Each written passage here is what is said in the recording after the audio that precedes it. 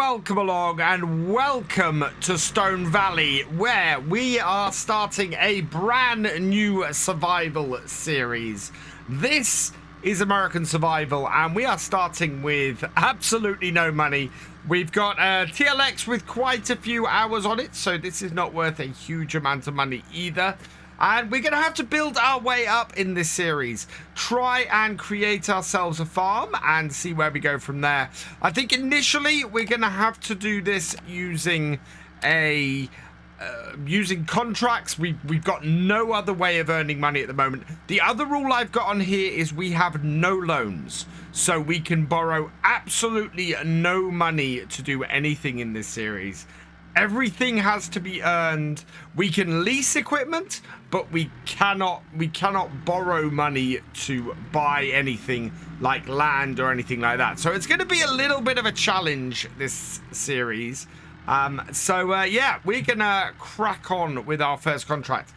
There's one other thing that I want to say about this series, and this idea came from one of my live streams.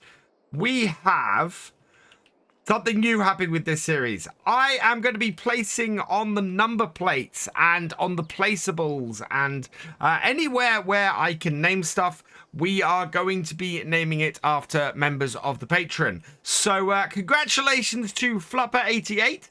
Your name is on the number plate of our TLX. You have been chosen at random for our first vehicle. So as we go through this series, I will be choosing names from the Patreon at random, specifically from the producer tiers, in order to name vehicles and bits. So yeah, congratulations to you, Flupper88. Right, let's head into here. And we do have a cultivating contract. We have two contracts. We've got a fertilizing contract with manure. We have none of that. And we have a cultivating contract on field 17 for 40,909. It's going to cost us 8,727 for this. So we are going to borrow the equipment for that, which should produce it up here at our shop. And this will get us started. The farm I want to get and what we're aiming for in this series at the moment is up at the top of the map here.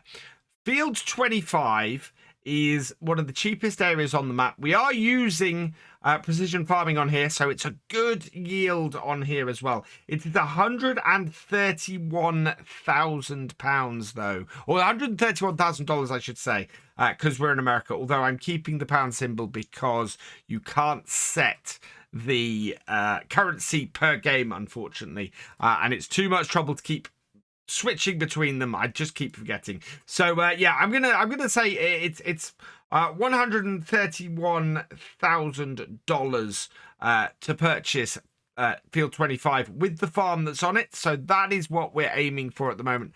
As far as I can tell, there's no other farm on here. That's a bakery. Yeah, there's no other farm on here that comes close. There's a couple of cheaper areas down this bottom corner here, but I think somewhere with a farm on it is a good way to go. So that's what we're aiming for, especially with that yield potential. So yeah, let's start earning some money and cracking on with this. We are running under the sort of general realism rules that I now run on all my series. So things like productions, we need to be selling anything that is which is perishable once a month. And so yeah, if we get any chickens or have any greenhouses, items from those need to be sold once a month. And then yeah, that's basically the big one. We also now have the brand new released fuel filling mod. So you have to get out of your tractor. The tractor has to be turned off. Your vehicle has to be turned off in order to use it and in order to fill it up. And I think that is going to be an absolutely cracking mod for realism in my various gameplays. Now we're headed to field 17, which is just here. It is a fairly large field. You can see it here with we've got some nice odd shapes in this. So my plan basically is to use GPS and do this side of the field first, work our way across, and then do the top half is what we're going to try and do. We've got a really big piece of kit on here, and this should be doable today. So I'm expecting things to work out fairly well for us. One of the nice things I think about this series, especially for the contracting stuff, is we're going to be able to use some pretty big equipment. And that's going to be a really, really nice change from what I'm doing elsewhere. Let's drop that down. We will set our first waypoint, like so, and head up the field. And yeah, we want to get this field done really as quickly as we can. I'm going to find the right gear in a moment. There we go. Right width. That's all the way. We'll drop down until we find a gear that hits at about 20, about 2000 RPM. There we go. Gear 13. We are sailing. So what I'm going to do is leave the headland at the end of the field, at each bit of the field. Hopefully we won't necessarily have to come back and do it. I think the contract might complete without it. But we should be able to get ourselves lined up and do this fairly realistically as a result of that. So down with this. And yeah, it should do fairly well. If we do need to do the headlands, we can come back and do them. But at the moment, I'm expecting us, especially with a field this size, to not need to do them. One mod I've got on this series that I really love is the active contracts mod at the top of the screen. It allows you to track the progress of your contracts without having to go into the contract screen all the time and see how far you are. So we're 10% of the way through this contract, and it's showing that and showing the progress at the top, which is really useful for something at a glance, and allows you to just keep track of where you are with everything really, really easily. I had hoped originally that we might be able to do a harvesting contract on here to get started. Unfortunately, FS22 seems to have this weird thing of just setting all of the ready to harvest fields to harvested within a couple of minutes of coming onto a map and starting a new save. It's a really, really odd one. However, we do have a lot of fields around on here that are very close to harvest, so we are moving to 2-day months after this day, and my hope very much is that next time we might be able to get into a harvesting contract. It would be very lucrative for us early on to get into a harvesting contract. If we can do that, that's gonna give us another sort of 50-odd thousand with some of them, and that should allow us to very easily get a good amount of way towards buying some land and getting ourselves established and not having to stay in town while we are getting set up. Now, I'm also going to keep a close eye on here on the used vehicle sales. We can see actually there's a John Deere S780 which for 100,000, which is just absolutely bonkers straight off the bat, with some good options for other stuff. But we're going to look out for tractors and things in here. We have a wide array of Case and John Deere tractors that are available on here for this series. So my hope very much is that we are going to have maybe a little bit of a mix of those two on here, but it should be pretty good, I think, in getting us established with some smaller stuff that will allow us to do our own farm, while the bigger stuff is the stuff we end up using in contracts. Quarter of the way through the field, and things are beginning to get a little bit fiddly. We've got an area up there that's carved out in a rectangle, but it's this area of green across the field here where it gets a little bit more interesting. We're going to pick up the cultivator and drive over this area, and then try and put the cultivator down the other side. It gets a bit difficult if I do otherwise. But what I'm basically going to do is try and get to the bit where the field sticks out. At which point we'll head over to the far side of the field there, move our way back towards this side, and then we can do the top half of the field. So if I can manage to get this section here filled in, I think we'll do fairly well. To be honest, I think we're going to lift at this point here. So lift there. We're going to go across here, but there's not much I can do at this point because, yeah, I'm not going to be able to put that down. Turn. And get onto my next line. And then we want to place this down around about here. And then we're going to lift over the green. So watching it here, lift. And then when our other side gets just the other side, we drop it down again and continue on. And that will work out fairly well for us for doing a little bit of headland around there. We're making really, really good progress right now. We aren't even...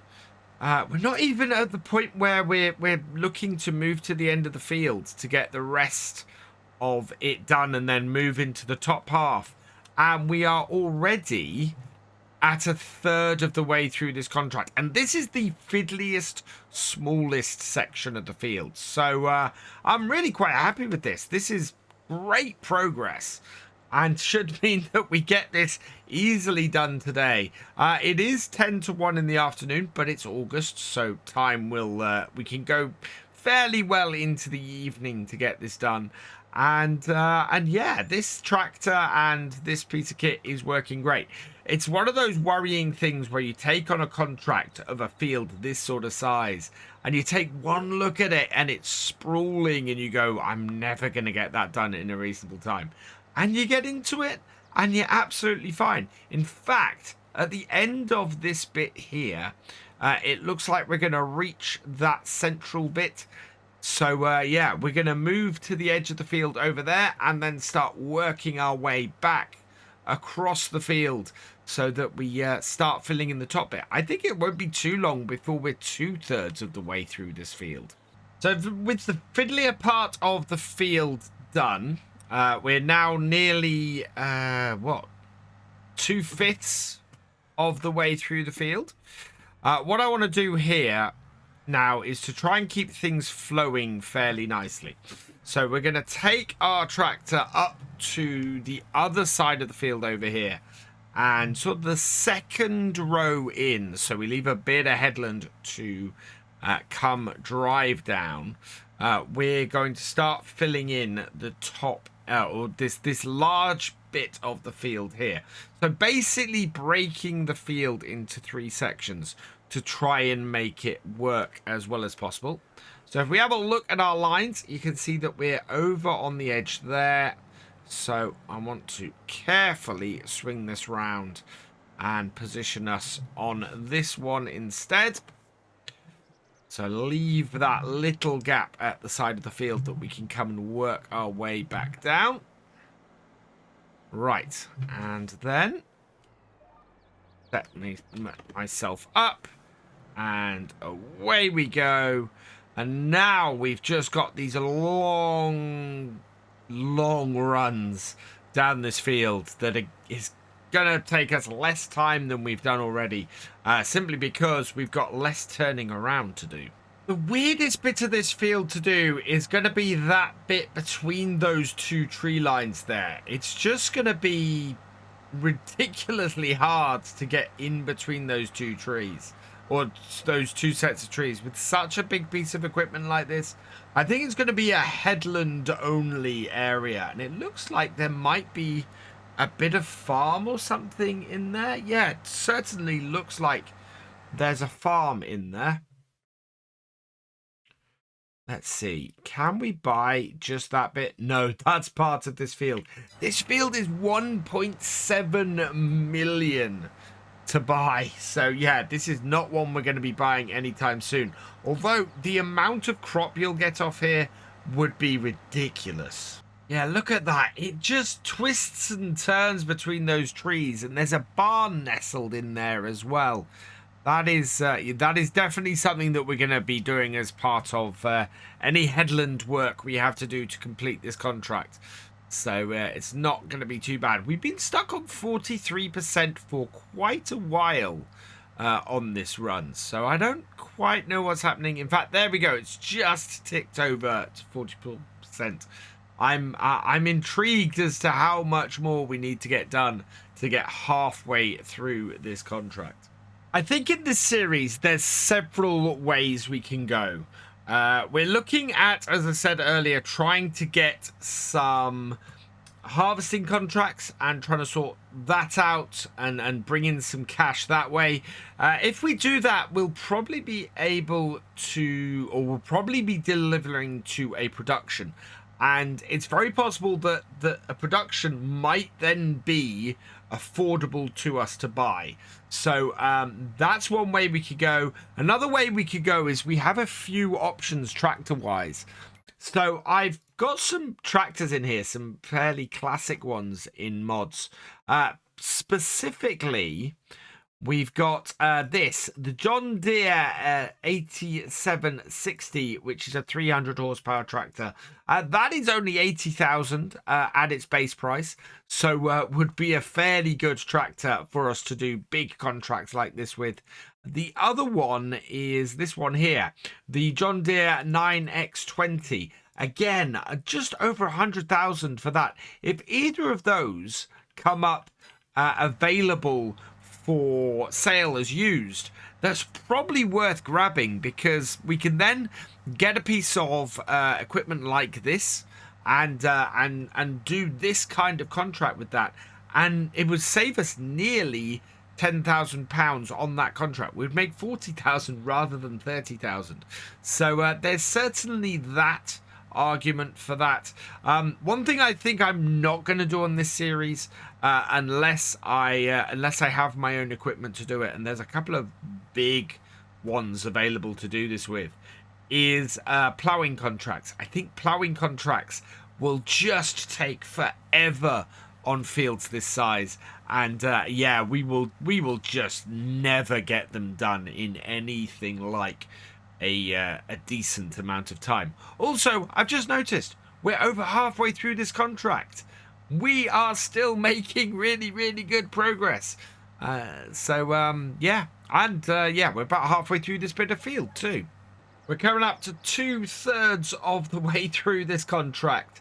It is 4:45 in the afternoon, and well, we're about to do the last strip of this larger part of the field. Now, this is really good because it means that we've planned this really well, and it means we're going to end up at the far end of the field when we finish this larger section, which is perfect because it just means that less fiddly bit at the top end of the field is where we're going to be positioned for very, very nicely. And there has been something a little bit weird happening. I've noticed that the percentage has been jumping quite a bit as we get down to this end of the field, and it does worry me a little bit that we might find that our progress slows once we get into working on that top section of the field.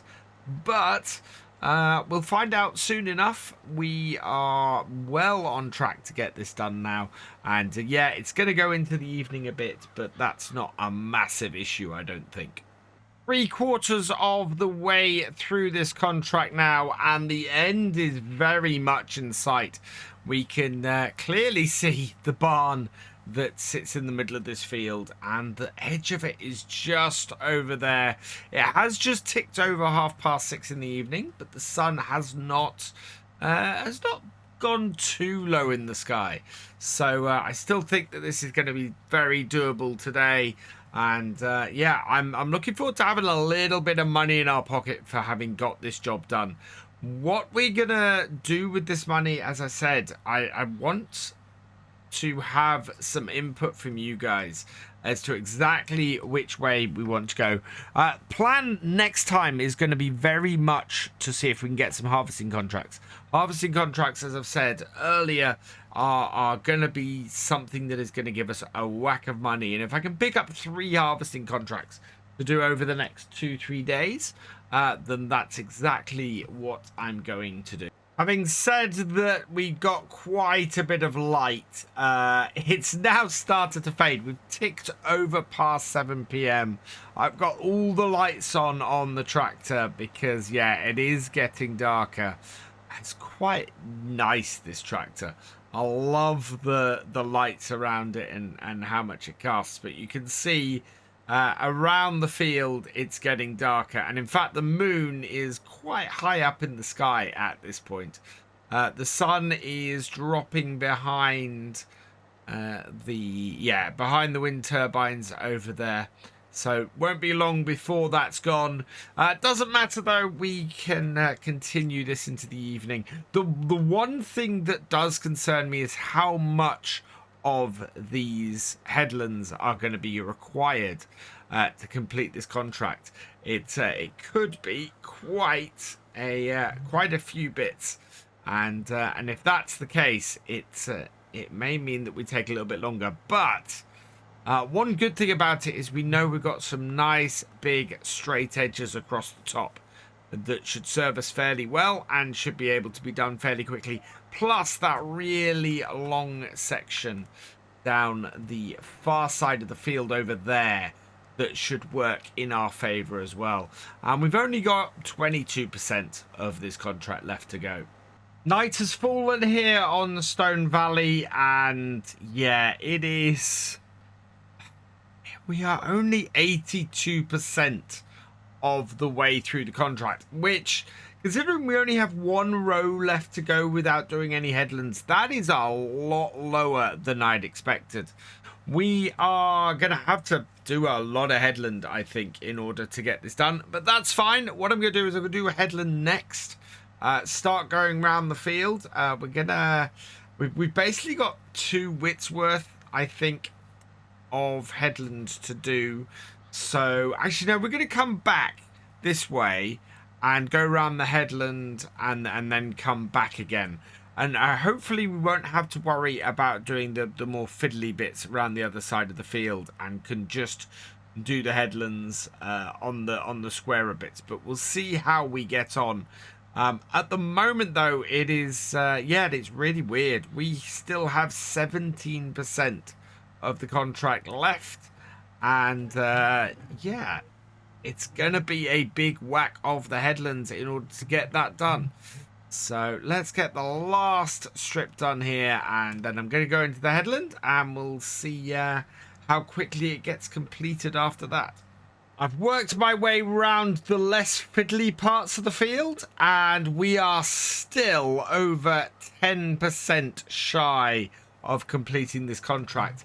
This last 20% has just been really, really difficult to get. And it's one of those old axioms that, you know, sort of the 80-20 rule, that the first 80% takes 20% of the effort, and then the last 20% takes 80% of the effort. And it does really feel like that on here. It's been really weird seeing this last bit of the field. We were a good dozen rows out, I think, when we hit 75%, and then just 15% is all those last dozen rows counted. And then yeah, we've just got this really fiddly bits left on the headlands, which kind of to be expected, but I didn't quite think we were going to need to do as much headland as we are. It is 10 past 12. One of the nice things about this map is it's not quite so dark as some other maps.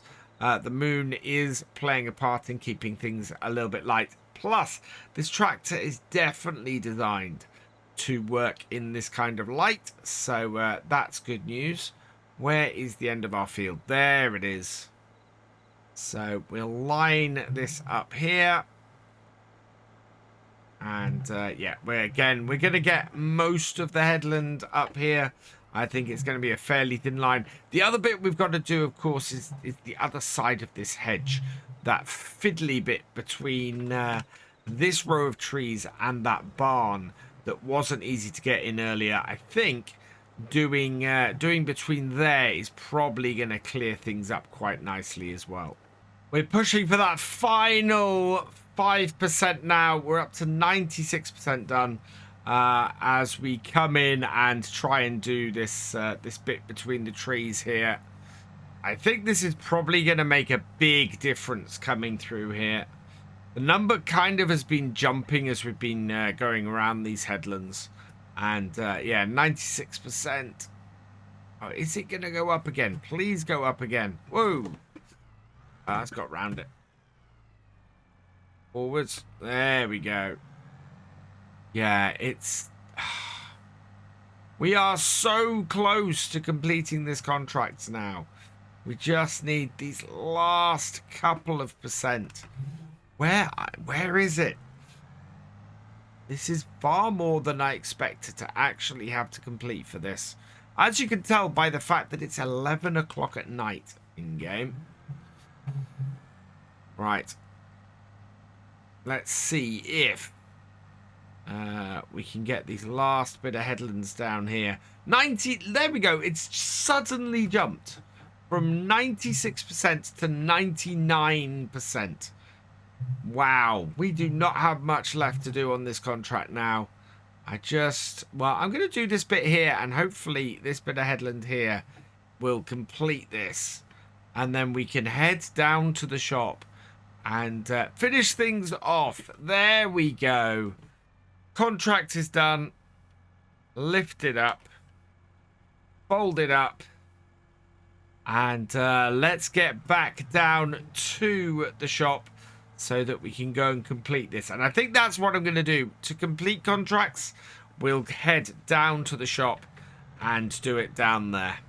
So there we are. First contract done. And we're almost back at the shop. There we go. Clever Motors over here. I see our TLX waiting for us here. Let's bring this in and just park it up. Perfect. Look at that.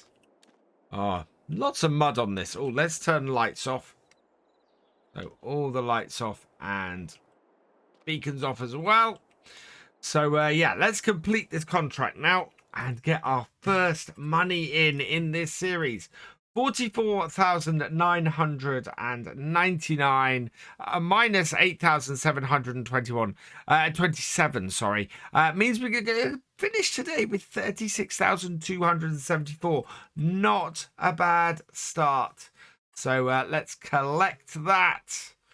And our tractor is gone. So that's brilliant. I'm going to go and find somewhere in town to sleep for the night.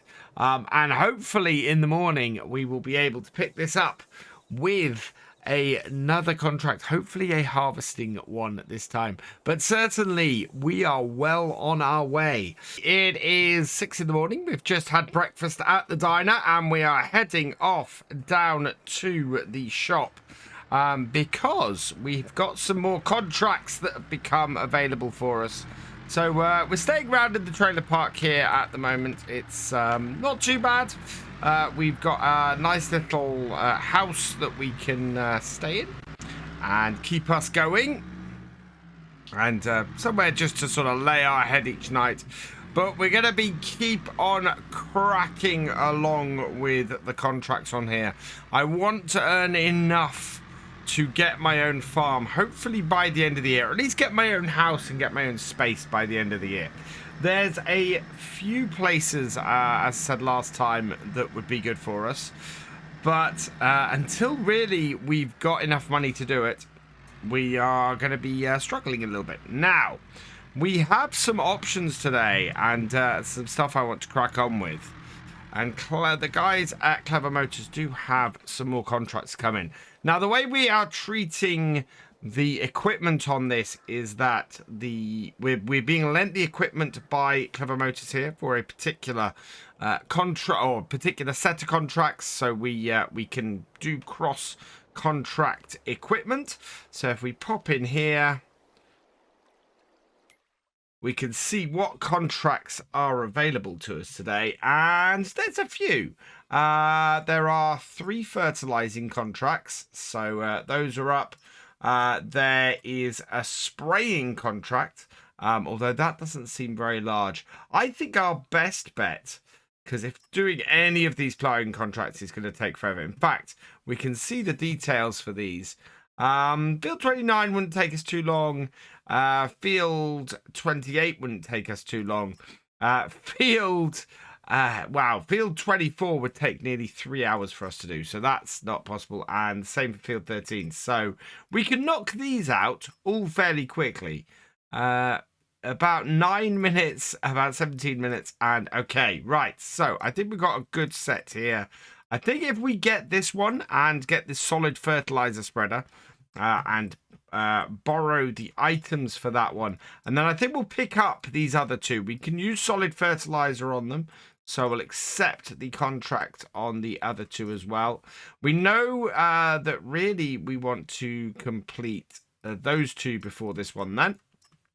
So what we do need to do is get hold of some fertilizer. Now, without a tractor to fill up and anything to actually lift big bags and things, we're going to have to stick with pallets, and particularly the solid fertilizer. Now, we can only get 750 liters. This is a fairly expensive way of doing it, but there's not much other way I can do it. So that liquid fertilizer is 6,000 liters for 9,000. No, we're going to go with this. So I am going to go details of this. And for what we're going to do, we're going to need a lot of this. So I'm going to invest about £10,000 into fertilizer to start this. And we will see how far that goes. So that's 3, 4, 5, 6, and 7. So there we go. We spent 9,800 in fertilizer. And the fortunate thing is we can now load this up using, just by hooking it up next to our tractor. Because, yeah, as I said, we don't have a front loader at the moment that we can go and do this with. So we'll back this up. We've got field 19, field 7, and field 2. They are all sort of down the other end. Fortunately, we have some GPS on this as well, so we'll be able to do that too, and should keep these going. Might have been wise, actually, to have picked up that herbicide contract. We could have used the sprayer for that with this contract, but never mind. We'll get this all loaded up, and with the first set done, I'll just move forward and get the second lot of bags and fill those up as well. And the shop has agreed also to take back any fertilizer we don't use at the end of this. But to be perfectly honest, looking at these fields, they are going to be fairly large ones to do. So the one we need to do last is field 7, which happens to be right in the middle. It probably doesn't matter which order we do these.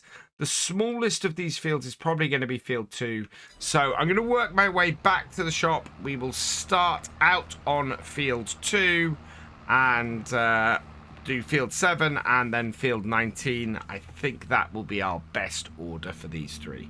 So field 2 is just up here on the right. In fact, it's just the other side of the main farm building here on Stone Valley.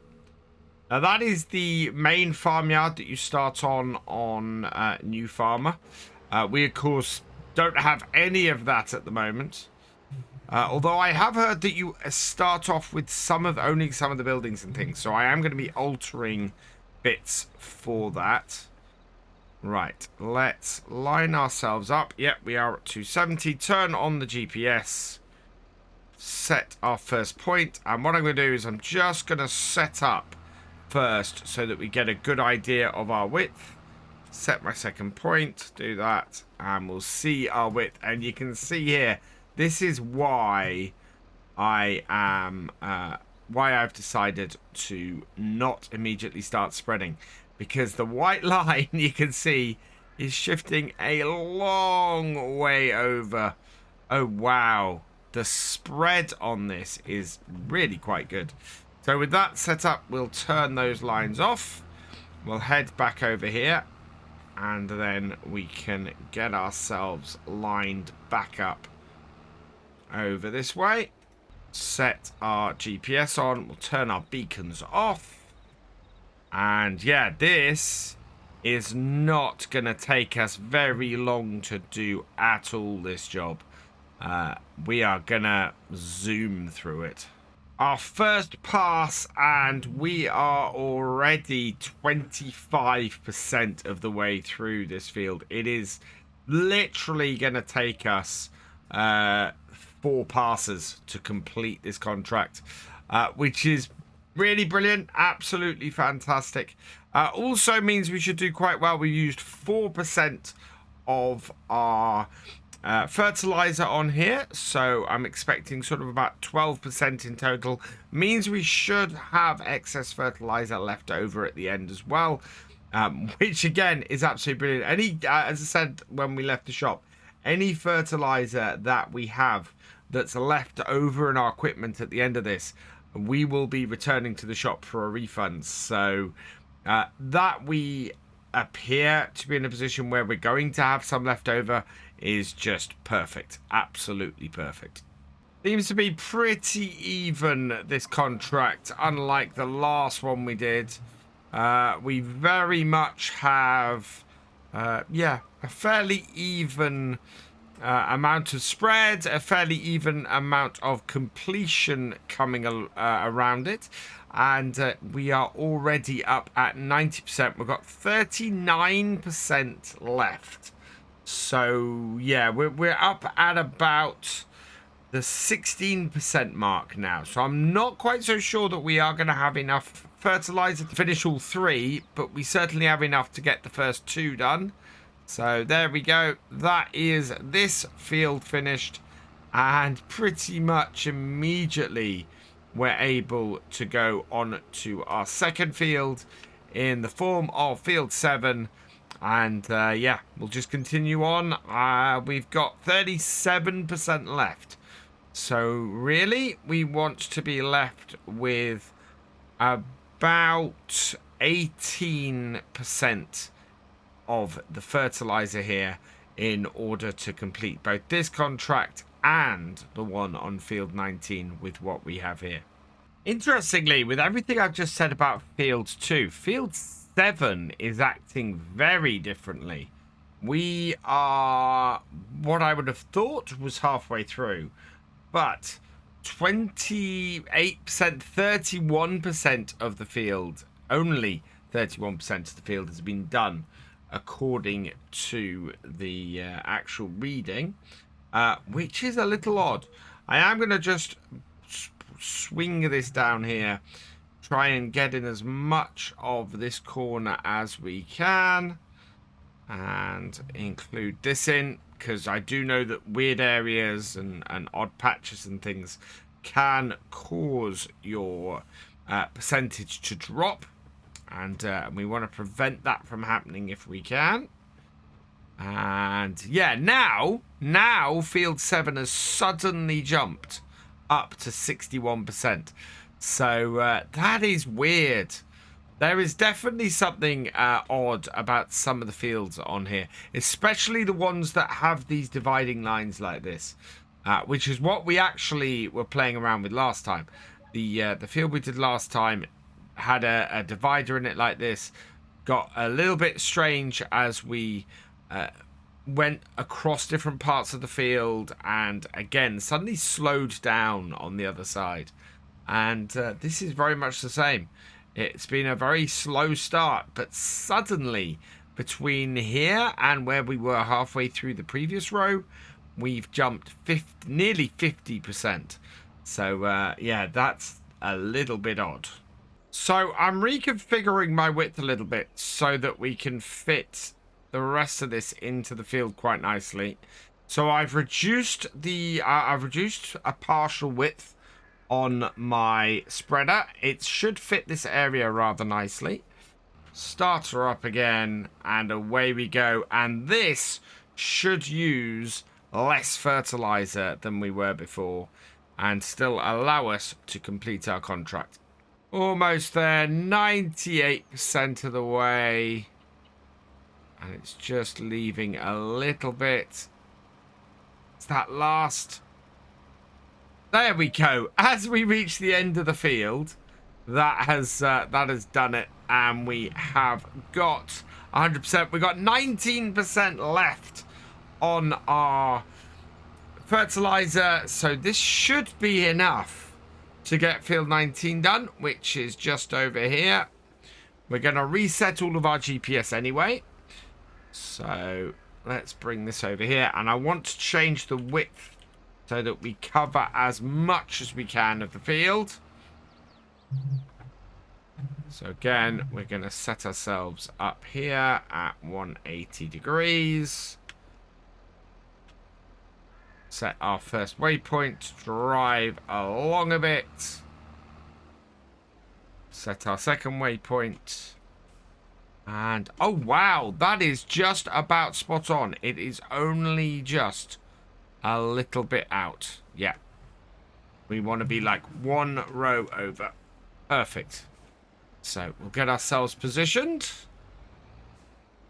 Nicely set up. Oh, hang on. Let's check our width. No. That wasn't going to be that easy, was it? There we go. Bring it back. That was for our previous width. We hadn't reset it. There we go. That is where we want to be. So I'm just going to back our tractor out of here. Line ourselves back up. There we go. We can turn the lines off. Wait for the car to pass. Go on, out my way. And then I can get started. There we go. And away we go. Yep, and now we should be able to cover field 19 fairly quickly.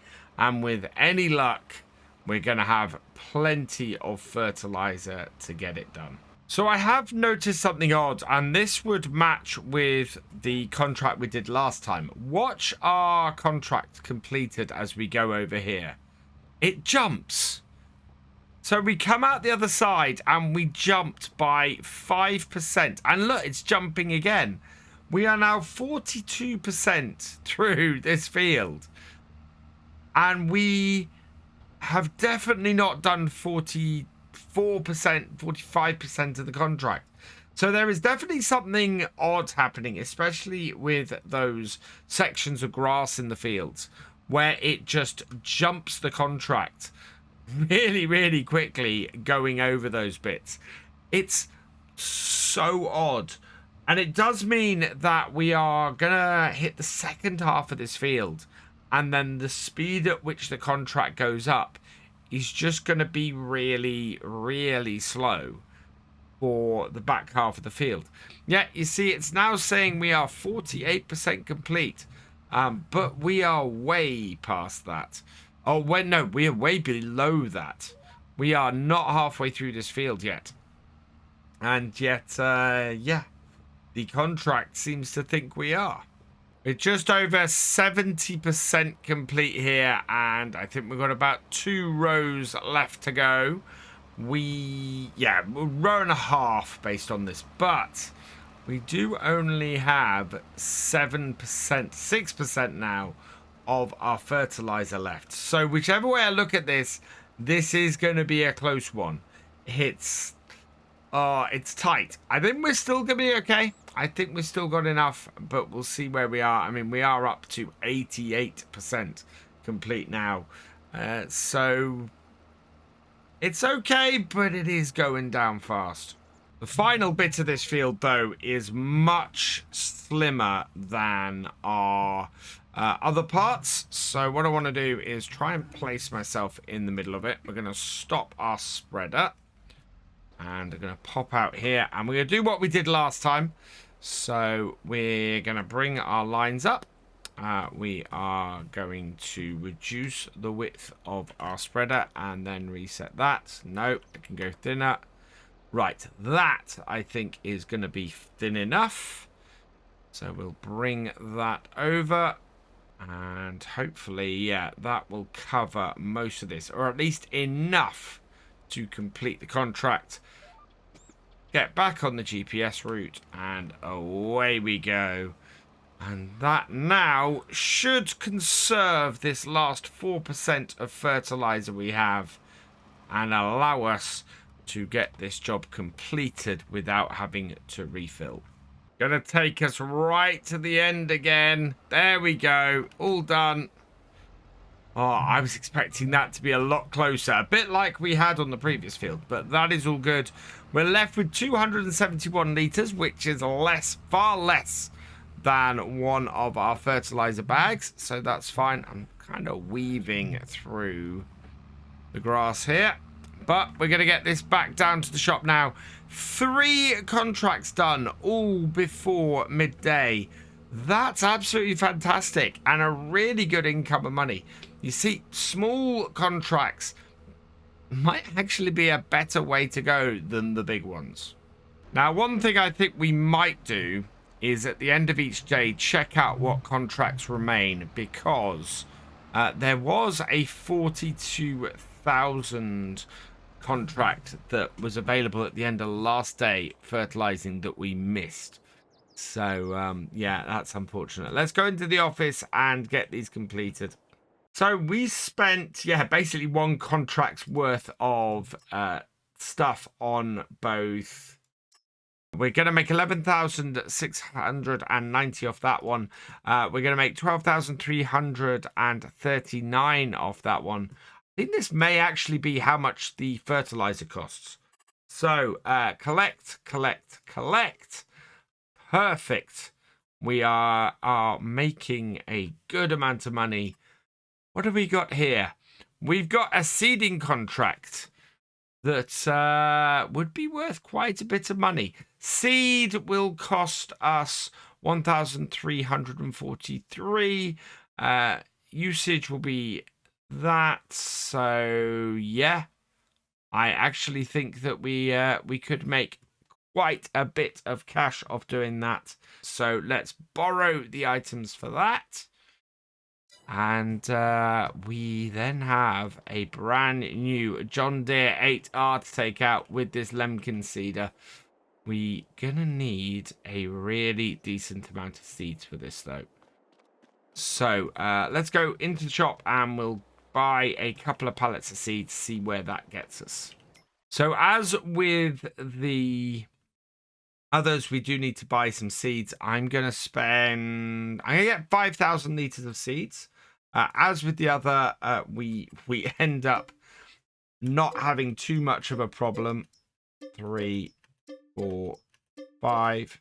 If we use these up, or if we don't use these up, because when we complete the contract, we will get reimbursed for them. Let's start up this John Deere. Oh, yeah. And let's place that right beside it. It's getting this front weight is going to be the fun. Right, and just bring it round and in. There we go. And hook that up. Like so. Then we'll grab from the other side our Lemkin. Squeeze past the side of the barn. And then we'll hook up here. So yeah, this is going to be worth a decent whack of money as well. Like that. Now, can I open this? Yes, there we go. Refill it with seeds. And again, because we're using the pallets and the bags, We don't need to use a telehandler or anything realism-wise to do that. Although, I would like to open the seeder up, so we might have to unfold it and bring it round so that we can actually open the top up. There we go. And fill it with seed. Like so.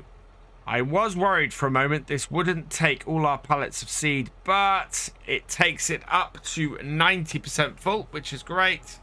So we fold that back up and we are heading out to field 18, which is over that way, and actually not that big. So this should work out fairly well for us for another job today. Put our beacons on and away we go. Field 18 is just to my left here. It's a little bit of a weird shape in that while it's rectangular, it does have another one of those grass strips running through it. There probably is a name for those, but I'm not exactly sure what they're called. I'm going to start at the far end of the field because I think that is going to be the fiddlier bit, seeing as it's got that running through it.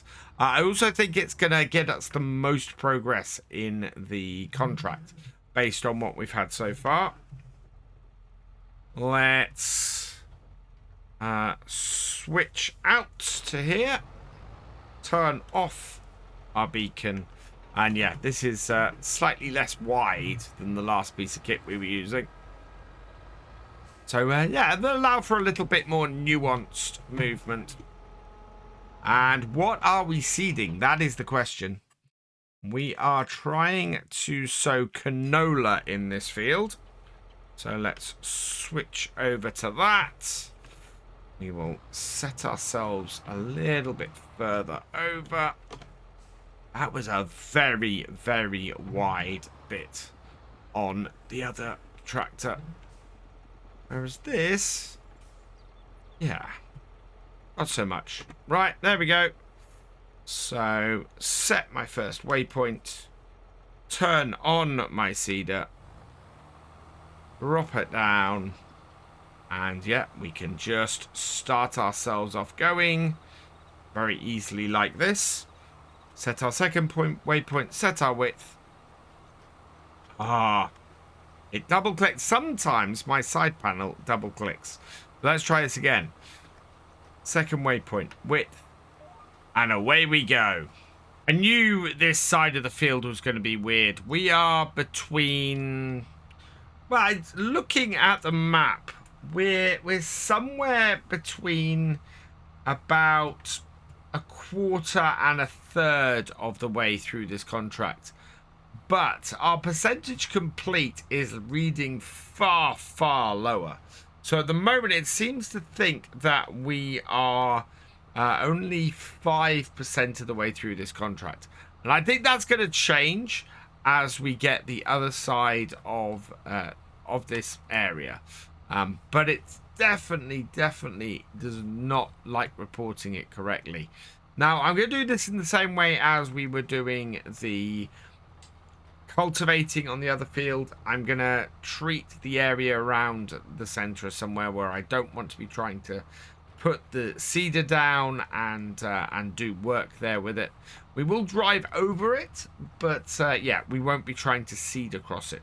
So we'll lift the seeder and drop it. If we find that we can't do a complete pass without touching it, we won't put the seeder down at that point. So I think the next row is going to be a little bit odd as far as that goes. We're going to end up having the seeder lifted a long way across the field. But not much else I think I can do about that. Oh, car, you're coming up a bit fast. Let's back off. Go on, past you go. I want to turn around. Oh, wow, van there too. Right, so yeah, next row is going to be a little bit weird and odd. But... I think after this, we're going to suddenly see our progress shoot up as we get into the main part of the field, which is where the contract seems to be concentrating its progress more than anything else. So as I expected, as we started to get into the other half of the field, our progress has shot up. We're now at 41% of the way through this contract, and it's going pretty well. We are making really good, fast progress now. I think the estimate of how long this contract will take is actually a little bit high as it's going at the moment. We still have plenty of time. It's only 2 minutes past 3, and as it says, we are now about 45% of the way through the contract. About, yeah, just over half of the field to go. And yeah, it's only taken us about an hour to 2 hours in game to get it done. What I'm going to do now as I come to the end of this bit is we're going to do some headland work. I'm going to come in, well, I'm going to get to the end here, go up to the fence and stop, lift my seeder because my seeder doesn't quite make it to the edge of the field.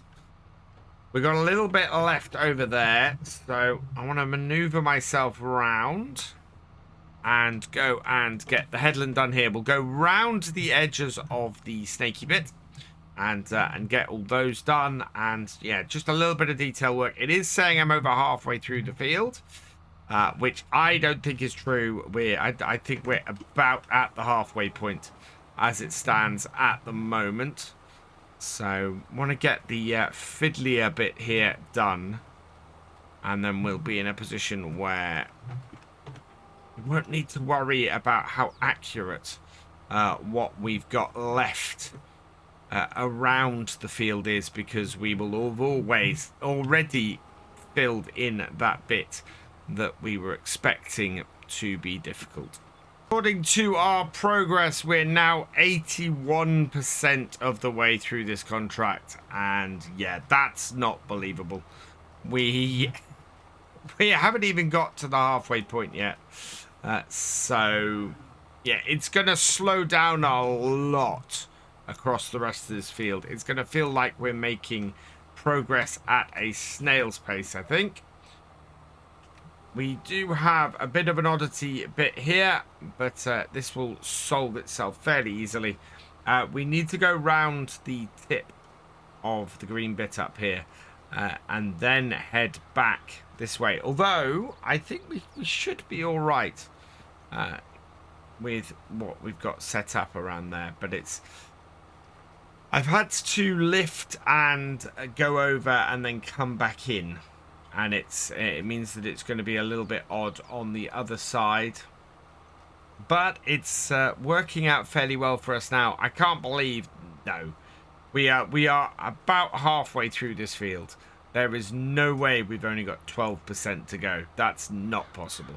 We are at 99%, and I think this is going to be our final pass for this.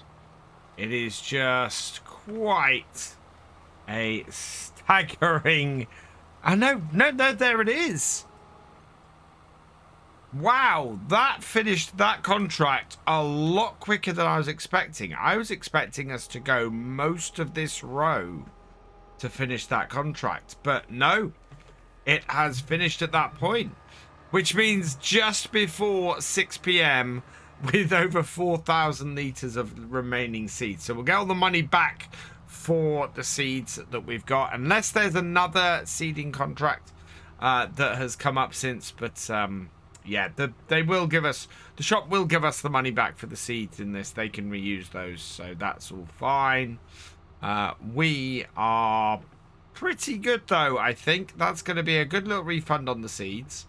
It's a good amount of money that we're going to get for this contract. We are nearing, I think we're going to be nearing probably 70, I think we'll be nearing 75,000 by the end of today. And I want to have a look at our finances, see where we are after 2 days. Because yeah, this is some good progress we're making. It's still gonna be a while before we are able to purchase a farm area, and I'm kind of hoping actually that we get a harvest contract soon. Let's go talk to the contract office, see what they say. And so they are saying 17,240 with our reimbursement and our lease cost. That is going to be 18,743. So let's collect that. And then that is all good.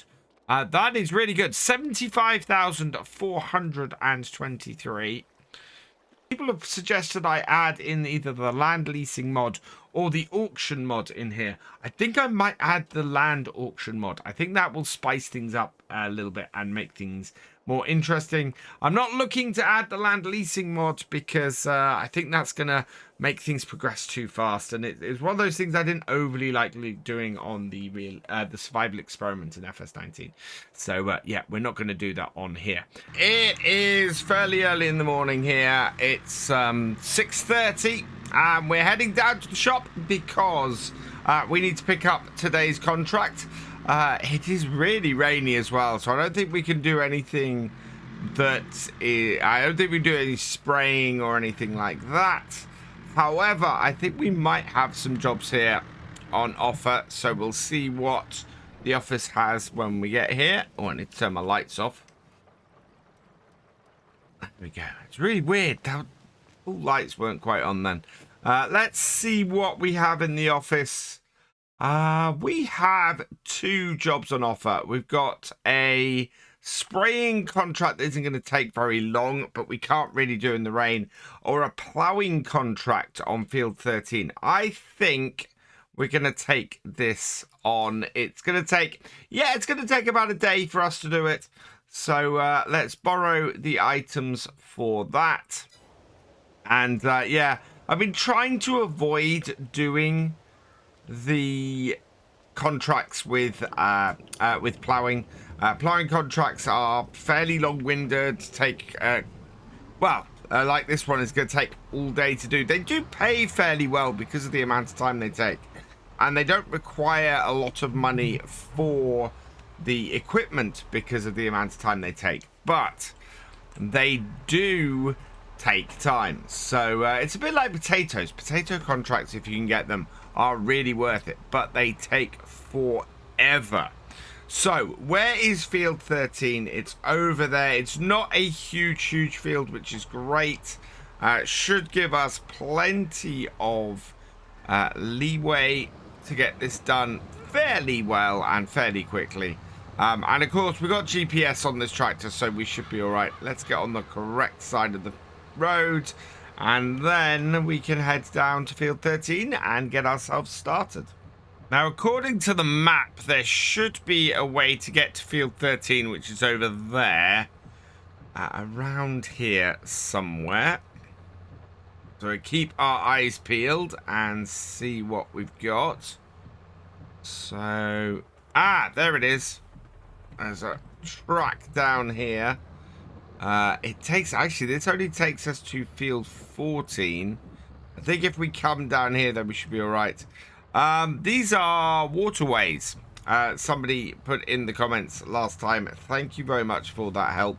But yeah, these are waterways and drainage that have been causing us all sorts of weirdness as far as the contracts have gone so far. Looks like field 13 is devoid of them, so shouldn't make any difference to what we're doing today.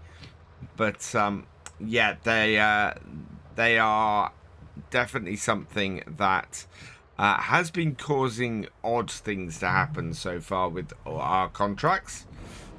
Let's unfold this. It's interesting that this fence is in the Challenger colors. I think that's how the modern fence are in the US, if I remember correctly. But really good to see that this is colored that way on here. Right, we want to put wheels into the field, so I've got to open that up and then turn our plow. Yeah, folding out, turn it, and then once the plow has turned, what we can do is get ourselves in the right position, get ourselves lined up. I'm going to turn the GPS on now. There we go. Get this out. This plow is nice and big, but it can be really, really fiddly if you're not careful. And then bring that here. There we go. Right, there we are. Along there. Down. Perfect. We are at 88 degrees at the moment, so I want to get that up to 90 before we set the GPS. Like so. Then we set our first waypoint. There we are. And pull forward. And the nice thing about a tracked tractor like this is we should very easily be able to set our waypoints. Keep on a nice straight line. Set our width. We will give a check for this now. And wow. Why is that width so far off? That's a weird one. Whoa. Yeah, that is not right. So that's interesting. Why has the auto width not worked for this? Let's bring up our menu. Like so. The offset seems fine, but I'm going to have to take down my width. So let's drop that down to 9 foot. Okay, we want to be a little bit wider than still. So we'll add 1. Still think we want to be a little bit wider. But we'll take this down now and increase that. Okay, so we're all right on the side. Let's change the position. And I think we want to go, yeah, just maybe one more little bit wider. So I'm going to take that down to that and add, we'll take it up to 15 foot. That should cover it. A little bit more. Right, that I'm happy with. Okay, so now we need to sort this offset, which is massively out, as you can see. So it needs to be on the other side. And probably about... Okay, I think we probably want to be about 2 foot offset. So bring that up. There we go. That now is a little too far. It's these constant adjustments that just get you a little bit in the right place. Right, that I'm happy with. And that seems to be right for what we want to do. So we'll give this a go. We'll see how this works. If we've got a little bit of overlap, that would be great. But yeah, I think we've got our GPS set up. So coming to the end of the field, and I've left the GPS lines on here because what we want to test as we turn is that the GPS goes to the right place. So we want to turn the plow. And when the plow turns, we want to see the line. Well, in fact, when we turn around, we want to see the line go to the other side, which it seems to have done. Our offset seems to be in the right place. Back this off the field to get ourselves in the right position. Oh. Not a lot of maneuvering plate space here at the edge of the map. So it's a little bit more tricky to get turned around. Which is unfortunate because that just slows the whole thing down. And then here we set that. We go down and we check if we're on the right track again. And whether we are missing anything, which we're not. And the offset has switched sides. Perfect. This should be a doddle now. And we can turn our lines off. We're on our 4th row now, and I've been playing around with the width of the GPS a little bit. We had quite a big overlap before, and I think I've got it now, so the overlap is, well, is pretty much non-existent. We'll see when we turn this time. But yeah, it's like all ploughing contracts. This is taking a little while to get done, and is going fairly well and is pretty enjoyable. I mean, I've always find ploughing to be a fairly relaxing setup and job to do on here, so that's always good.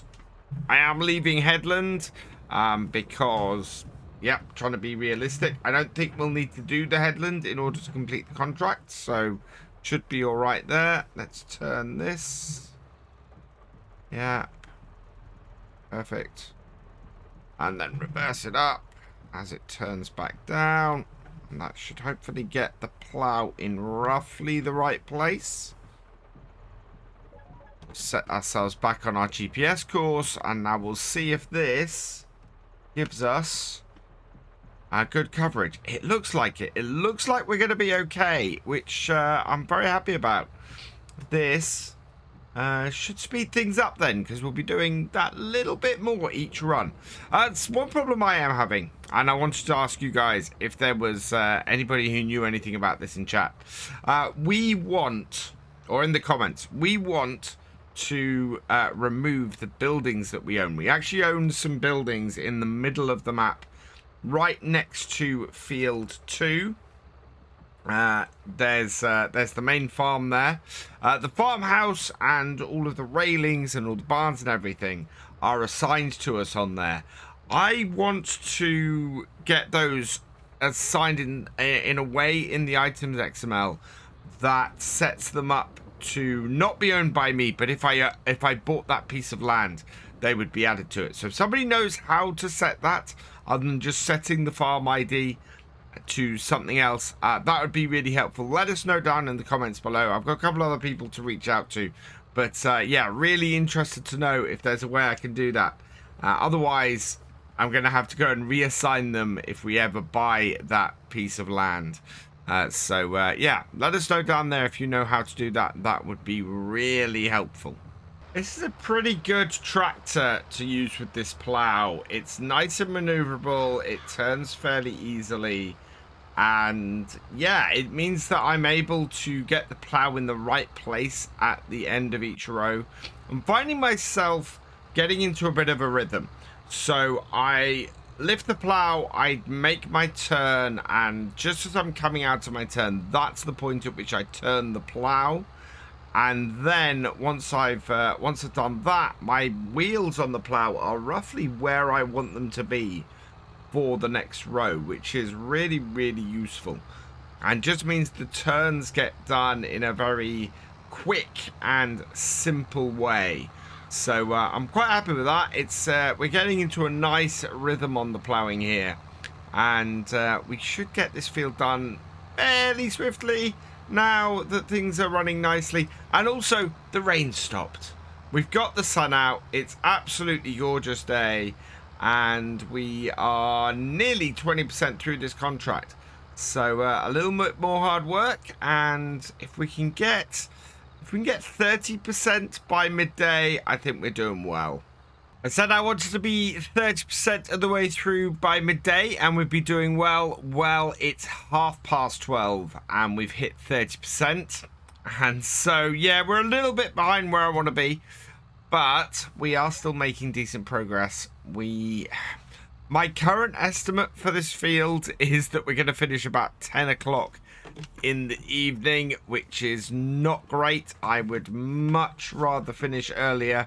If we can get really good at making these turns and getting the plow in the right place at the end of each turn, that would be wonderful. Trying to position things in the right place. There we go. Hopefully that's got it. And yeah, that looks pretty good. So down, as I said, I'm getting an eye in for it, and the fact that that didn't turn at all once I put that down actually is really encouraging. So I'm quite happy with that. We are using the cruise control as we go around down the field. Means I don't have to have my foot on the accelerator pedal all the time. And yeah, this is working quite well. So my thoughts are now turning as I'm going through this field into how we might progress on here a little bit. The fields are all fairly large. So we've got some pretty big fields on here. I mean, field 13, as you can see here, isn't anywhere near the largest. I am looking at field 25 as the first place for us to go. It is a whopping 131,000, but the expected yield potential is brilliant. It's got a house and it's got a barn, although I don't know how removable those are, and it's got a little field, so we've got somewhere to work with. We do need another 50,000, just over 50,000 in order to get that. We're gonna get about 15 from today, so that'll take us up to 90. So we're still looking for 40,000. I think we're gonna end up having to do another plowing contract at some point because, well, simply because winter is coming up and we don't have much other choice. I'm slightly disappointed at the moment that we've not been able to secure a harvesting contract. Very much. I was looking to grab a harvesting contract early on in this, but they just don't seem to be here. Some people did tell me in my live stream over on Twitch the other night, on Friday, that there's an issue or a bug with contracts in Farm Sim at the moment, which I haven't realized till now, but I'm definitely having issues getting certain types of contracts. Harvest ones in particular do not seem to be coming up on a regular basis, and it seems to be a lot of fieldwork stuff. And even then, with the fieldwork stuff, I've had stuff disappear on me spontaneously. When I first loaded up to do this video, I had 3 plowing contracts.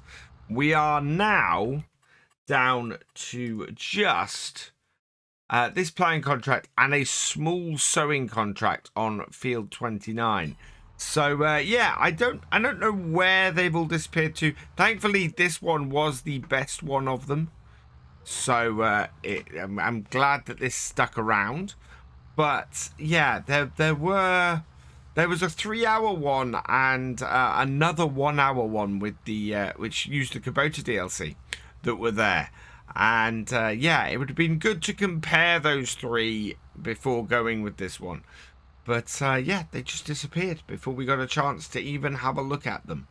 Having said that, a new month will hopefully bring new contracts. We have quite a few fields that are nearing ready to harvest. So 21, 26, 1, 4, 8, 19, 15, and 30 are all near harvest. Cotton and sugar beet and corn and sunflowers. So yeah, there's a few options. Whoa, we've run over. Knew that was going to happen when I took my eye off. Yeah, so there's a few contracts out there that we might be able to do. I would really like to try and pick up a contract that will allow us to get some production. And I think going into production is definitely going to be a way to go around here and on this map. But it's, you know, if the production we go into is sugar beet, yes, we're going to be making sugar and a fairly nice amount. And in fact, sugar beet contracts will be worth quite a bit. But the big issue with that, come on, forwards, there we go. The big issue with that is look at the size of field 1 compared to where we are now. With a smaller piece of equipment than we have, if we get multiple sugar beet contracts up, then I think we will have to hire the equipment for all of them in order to do fields like field 1. Otherwise, it's just going to take way too long to get done. Otherwise, we do have other fields that are coming up. So field 10, which is the soybeans, that's going to be coming up. And I think, yeah, otherwise, most of our stuff is harvested or has recently been planted. So I think we got a few possible harvesting contracts coming up, but I think we're going to be in a position where we've got to keep our eye out for them, and I may have to grab them before we start in order to make sure that we actually get them. 3:30 nearly, and we're finally 50% of the way through this contract.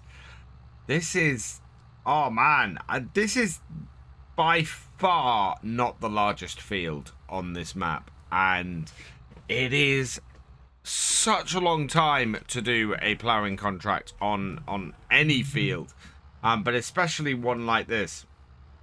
I think my estimate of 10 PM in game is going to be fairly accurate. There's still so much on this field to do until then, and before we get this contract finished. Just waiting for this plough to turn. See, anything that gives us any significant delay at the moment means that we end up spending longer doing it. So getting the most efficient turnarounds I can at the end of the field is really important. Right, there we go. Nice and straight. But also, we want to make sure we get the most efficient coverage of the field as well. And I think we've got that in at this point. We are, yeah, 50% of the way through. We are making good progress. It is 20 to 4 in the afternoon now.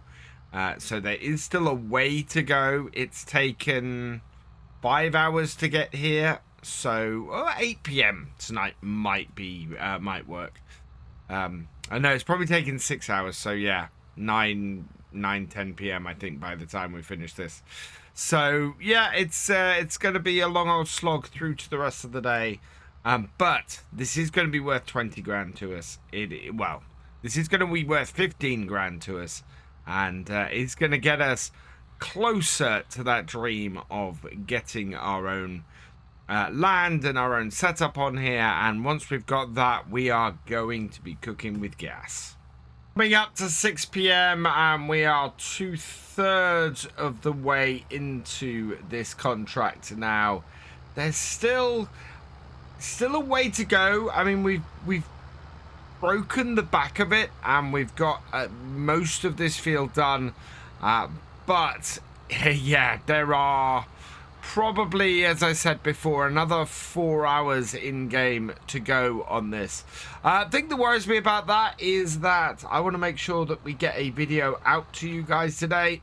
So it's going to be a case of, I think, finishing this field off camera and getting it ready for next time, so that hopefully we're going to be able to pick up some harvesting contracts, get some money made, and really push things forward. If we get a good harvesting contract or two, then we're going to be in a position where we can start moving our farm forward. I don't want to leave it too much longer before we start buying our own land. Anybody who's looking for the collectibles on here, there's a pig up here by field 13, just so you know. Right, I am not picking the collectibles up on here. We are not in a position to be doing that, because that's just easy money and not really what we're trying to do. Let's set this, and away we go. So yeah, the sun is beginning to set here, so it's going to get dark and hard to see anyway. I think this is probably a good place for us to leave it today, and we'll pick it up next time, and I'll take you through the money we earn. I won't go and collect the contract until we're back on camera and on video, but I will get the rest of this field finished off camera. Next time, hopefully, we will get some harvesting contracts and be able to do that. We completed the fence. Oh, we completed the ploughing contract with this fence last time, so we're going to go collect that from the office and speak to them about what ones we can take on next. So what we've got is this one here. 16,666 is our total from that. So we are going to collect this. And as you can probably see from this here, we have 2 active contracts that I've picked up before they disappeared, simply because one of them is worth 116,000 and the other is worth 5,000. They are both harvesting contracts. The one on field 26, which is only worth 5,000. If I bring the details up, we're looking at getting about 7,666 from that, which is good. So that's going to be great. In the meantime, in the background, we are going to be running this one. Field 1, we have a sugar beet harvest. It is worth 154,928 once we actually get that running. So yeah, that is going to be going on in the background because we have this little harvester to do this field. Field 1 is the contract. So I'm fully expecting this to take several days. I don't think it's immediately going to get completed very quickly. It is a humongous contract, and it's going to take a little bit of time to get it complete. So what we're going to do is we're going to take this up to the field. We're not going to worry about the trailer, I don't think. It should be just a straight shot up the road here. Let's just check this. Oh, no, actually, we've got to go across and get this delivered. And then once we get this rolling, what we should be able to do is only do the carting side of it, and then we can get our New Holland there and get that done, as that is our main one for today.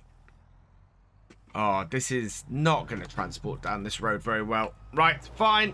Let's back this up, pull this out, put the header on the trailer, and then we're going to be in a position where we can very easily get it down to the field without having too many problems. There we go. So yeah, we're probably it's gonna cost us a whole whack of money to run a hired worker for as long as this is gonna take to complete. But it should be that we still make a whole load of money. Even if it cost us 40,000 to run the hired worker for this, we are still gonna make over 100,000 on this contract. And it will get us the money we need for buying our land and getting that all started. So yeah, this is very much going to be worth it. There we go. That's all loaded up. Let's hook this up, and then we can get this up to the field. And this is the kind of thing that I've been hoping for, the kind of contract we've been looking for. This will probably allow us to buy the sugar beet factory as well. Maybe. So we'll see where we are. It might not be worth us doing that. But I'm going to get this up to the field, and we will get it started. Oh, I did say previously, if I got a contract like this, I would be very tempted to hire another harvester and get it done with 2 harvesters. I did do a bit of maths and worked out that actually that would end up probably with us not making any money at all. To make 100,000 off this would be huge. So yeah, I really could do with that cash. And letting this just run and take its time should be fine. So that harvester off. Our trouble is going to be... Our trouble is going to be that we need to get... we need to empty our harvester on a regular basis. So we might end up with having quite a lot of journeys between the 2 fields. It's not the end of the world, but I would obviously prefer to be concentrating on the other harvest quite a bit. If it's a case of me coming back and running a second harvester that's hired, or if we can get a second beet contract, because there are a couple here, then we'll see about that and see if we can get that to work. Let's start this off though. So start it up. Oh, it takes a while to unfold this thing. And there we go. Down and forwards. It's not a tiny width on this. It's a fairly good one. Right, there we are. And we'll set that off. Let our hired worker get going. And we should find out when our harvester is full. I'm going to go back and get the lorry up to the field. There we go. Hooked up to our lorry. £13 already in wage payment. I know we're on an American map and I'm still using pounds, but as I explained at the beginning of this series, I can't go changing the... Oh, wow. I can't go changing the currency all the time. I end up just getting the wrong currency on various saves. So we're sticking with pounds, but yeah, we're running it on an American map. If I was to get a second harvester going on here, we'd probably have to run something like Courseplay, I think, in order to keep things running. Our harvester has already done 1% of the field, so I'm wondering exactly how far through the... or how full it is at that point. And actually, it is 57% full from having done one row. So, yeah, that's not bad, actually. That's pretty good. So, let's get the combine up the top here and get that into field 26. So here is our CH770. So nice little combine. And we have got one of the... In fact, yeah, it's an M7 Kubota from the Kubota DLC on here. So that's going to be quite cool and really nice to have on here. So that's this week. This should be all of our series using a Kubota, I think, at some point. There we go. Is that connected? That's connected. Don't know if those are. Yep, those are. So that's all good.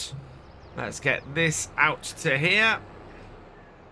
And then we'll grab our trailer. I don't think this harvest is going to take us very long, which is good because it is going to be interrupted a fair amount by our sugar beet harvest contract that we're doing today. Right, there we go. Let's hook that up and hook that up. Do I have follow me on here? Yes, I do. Perfect. We can just back this off a little bit. And then with our beacons on, we can head down to the field. Our sugar beet harvester is nearly full already. I think it's probably going to be full before I get this up to the field. So what I'll do is I'll get that emptied out before we drop off up at the field. And it'll actually be emptied by the time we get up there. As I predicted, the harvester was full before we got up to the other field with our combine. I'm just going to top up this trailer and get this going here. Now we should be able to again use a hired worker to get this to transport down to the sell point and hopefully give us a good delivery of this fairly early on. Plan, I think, very much is going to be to keep these harvesters moving as much as possible. If I can keep both of them unloaded and do most of the carting myself, we're going to be in a pretty good place. And just topping off the trailer. There we go. Right, let's get this back round to the road. And then we're going to send it off to drop off the sugar beet at the sell point. While we go and get our other combine, while we go get the other harvester, the combine set up and working on the corn. Here comes our truck now. It's heading into this sell point here, which is Grain Rich Valley. I'm going to sit here and wait for it to pass. Hoping he's going to turn in there or not. Okay. Oh, no, he is turning in there. Ah, of course. This is not going to work. That's all right. We're here. So that's good.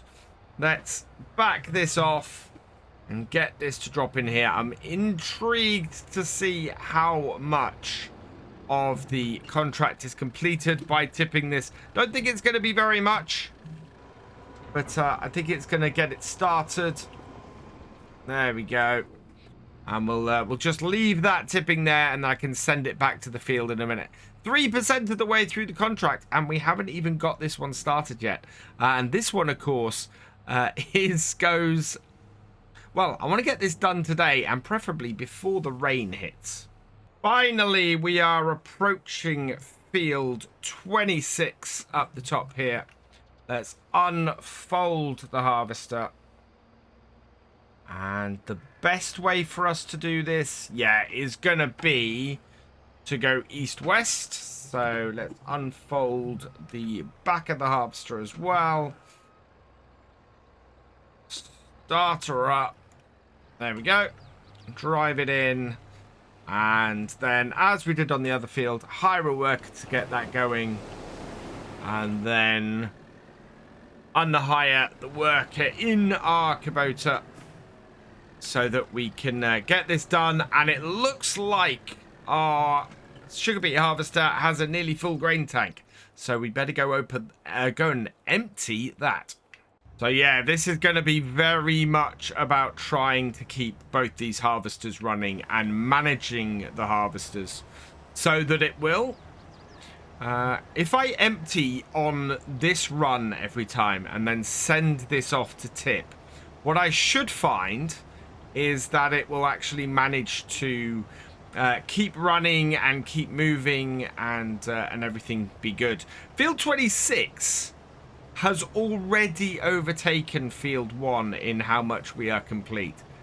That's a little bit mad. I know it's a massively smaller contract, but it is just a little bit mad that that contract already is more complete than this one is. Coming to the end of the row, and we are only 84% complete, but that's fine. I basically want to keep this emptying every row here. So again, I'm just going to go like this. And thankfully, we've got the same job running there. Start job. And away it should go. Yep, there we are. It's off to get that tipped again. I actually have enough time between all these to do this myself. And considering that it hit the bar last time, I think it's probably a good idea to actually do this myself. So we'll get this tipped and get another 2% delivered. So up to 4% on this one. It's such a massive contract, this. As I said, I think this will be a contract that we do for at least 2 days, if not more. We'll see how we do. Can I avoid the bin? Oh, no, I can't. Sorry. Looks like the hired worker took out the post box last time as well. So my aim with the sugar beet harvester is to get it emptied every time the belt is on this side. So I'm just going to pull in here. And yeah, it's already... Is that worker H? No, that's worker A. I think that's referring to our other tractor. So let's... pull, or our other harvester. So let's pull in here and go and empty that. So it looks like our combine at the moment is not got its auger out. So we'll bring this up. I'm beginning to think, especially with this series where we're doing such large stuff, we might end up doing course play on here. And oh, that's rain. We're going to have to stop the harvester. Yes, it can go, and yes, it can do things, but I don't know whether this will actually affect how high the yield is on this. So let's stop that. Yeah, harvesting while it rains reduces the yield. So yeah, we want to stop this here, and we're going to have to concentrate on the sugar beet for a while. So that means catching up to the sugar beet with this trailer, or this lorry and trailer, and getting it emptied. I think we're going to have about 85% full, which is fine. That's what we want to do. We're going at about 6-7 miles an hour on here. So let's take this down to here. So yeah, don't want to be going 50 on auto. on cruise control. We want to be going about 5, I think. There we go. And set the cruise control. There we are. Get it on the right direction like that. And then what I can do, come in here and we'll just check the weather forecast. We're looking at the rain clearing up at 3 p.m. and considering the speed at which that harvester was working its way through the field, we should still be all right to get that harvest done today. Does just mean that we'll get a little bit further ahead with this harvest as well. And yeah, that's going a little bit fast now. So at the end, and we're 71% full. And look, the bottom end of this field is flooded. Oh, I hope my harvester's okay. I suppose it's not my harvester. But yeah, look at this. All of the waterways have flooded. Oh, wow. That's a really nice touch. With the rain pouring down and us having a little bit of an issue at the far end of the field with that wet waterway, what I'm going to do is take control of our harvester for a bit. I've got the GPS running on it. We'll be able to load the harvester. I might even try and get the truck to run on its own if I can to do the deliveries. But we should have enough in here just to top up the truck and then set this going on a hired worker, and would save a bit of money if we only had this going on a hired worker while we were actually tipping stuff. So I'm going to try and run it that way and see if we can keep this running and keep it going like this. Slightly annoying that the corn is not able to be cut at the moment, but keeping things running, that is definitely the name of the game today, and this rain is not letting us do that. Coming up to 3 p.m, the rain is stopping and I've got another load off here. We're almost 10% of the way through the sugar beet contract, which is great, but yeah, we are quite a way back on our other contract. I would like to get 50% of the way through this sugar beet contract today if we can, but it's, you know, there's quite a lot of work left to do.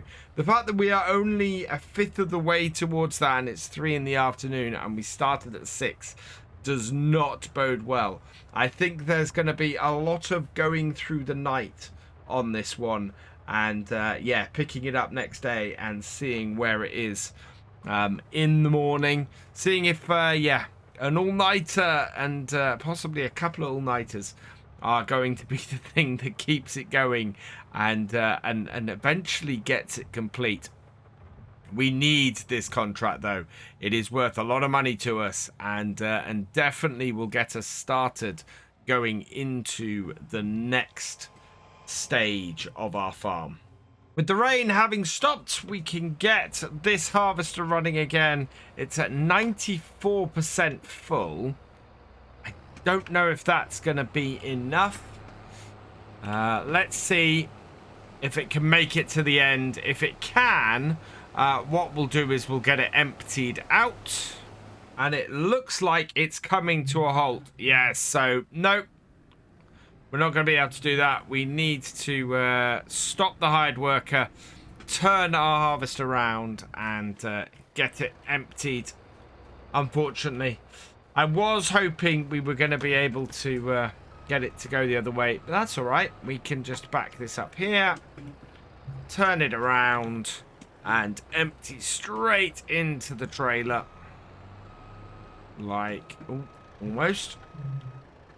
Like this. There we go. So I think this trailer will actually take a couple of loads from this combine, so that's good news. And yeah, there is plenty of space in this trailer for this, so we can keep this going. And round we go, start her up again, and then get the hired worker running on this as we were before. And that will keep everything running very nicely. Just coming up to 5:30, and I've got my first load of corn off of field 26. We are, well, we're nearly 50% towards finishing that field off as the sun sets. The sugar beet field, we are 13% into it. We are about an eighth of the way, and it's got a full tank. So I need to go and empty that as well. I think the sugar beet we're going to be going through the night for, to be honest. I want to see if we can get 50% through this. But these contracts very much are going to be going into the next day. It looks like we're going to get the corn done tomorrow. We'll see how much further we can get into the sugar beet off screen, because I don't want that to be going on for days and days and days. And yeah, this is very much to be continued. We've got our TLX truck here down at the shop because we need to go and grab something for it today. We are continuing our contracts from last time. We've got 60% of the corn on field 26 done and 31% done of the sugar beet. I actually continued the sugar beet overnight because I wanted to catch up a bit. We managed to get another 15%, and what we're going to be doing today is using courseplay actually to try and get it finished. However, our sugar beet harvester has run out of fuel, so we need to get some fuel up there. We are going to do standard or sprayer. We want a standard setup. Fenders I will put on. Strobes I won't. No point in that. I'm just going to make it not a chrome. I want... what have we got? I think we'll... maybe we'll just go for a dark steel one, I think. Let's have a look at that. Yeah, that will do nicely. So we'll go with that. A license plate. We have, as always, on our truck, Flopper88, as his name is on my on the front of my truck. Right, there we go, and I'm just going to make that black. Okay, perfect, and buy that. Yes, okay. The other thing we need to get today is we need a pallet of DEF. We need some... Yeah, we need some DEF. We can either go with that. 25 litres would be 30, but we can pick this up. So, oh, wow. Okay, we will grab a couple of these. So let's buy that. Yes. Okay, I'm going to buy a couple of those. Perfect. So what we should have now is a nice tank to be able to put on our truck, along with 2 of these DEF cans. So these can go in the back of here, like so. Whoop. Getting these in is fun. Come on. There we go. Can we strap them? Yeah, we can strap them down there, like so. But what I'm actually going to do first is take that off. We're then going to hook on the little, or our tank here, so that we can go and get some fuel and get that up to the field and get the sugar beet harvester working again. So there we are. Attach that on there like so. And yeah, the beauty of this is that when we get a farm, we will be able to then have a fuel tank that we can stand and get to work. And yeah, we'll be able to fuel any equipment we have kicking about. Fuel station is just here, so let's just pull into here. So let's open this up. And what's this going to refill? Let's have a look. Oh, we might have to go and do this separately. Or is there...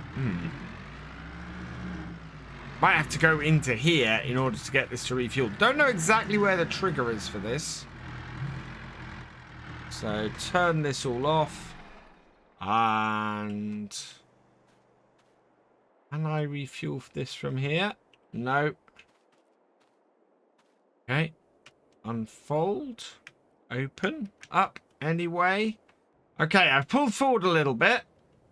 And I've got the refuel. But what I want to refuel and fill is not the truck. Because that just... Ah, there we go. Now it's choosing the tanker. So this is going to cost us a little bit. I want to not put too much in here, I think.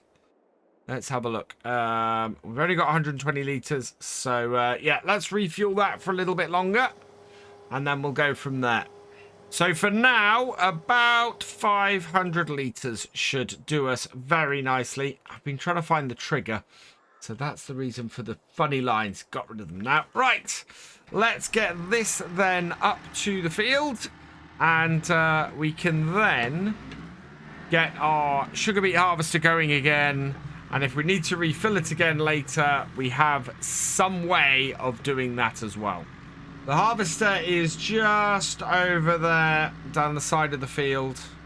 So we'll bring this in. Now, I bought the 2 DEF tanks because it's also low on that as well. So we're probably going to have to run back and switch over. I think we'll put our tank here just down the side of the field so that we can refuel later if we need to.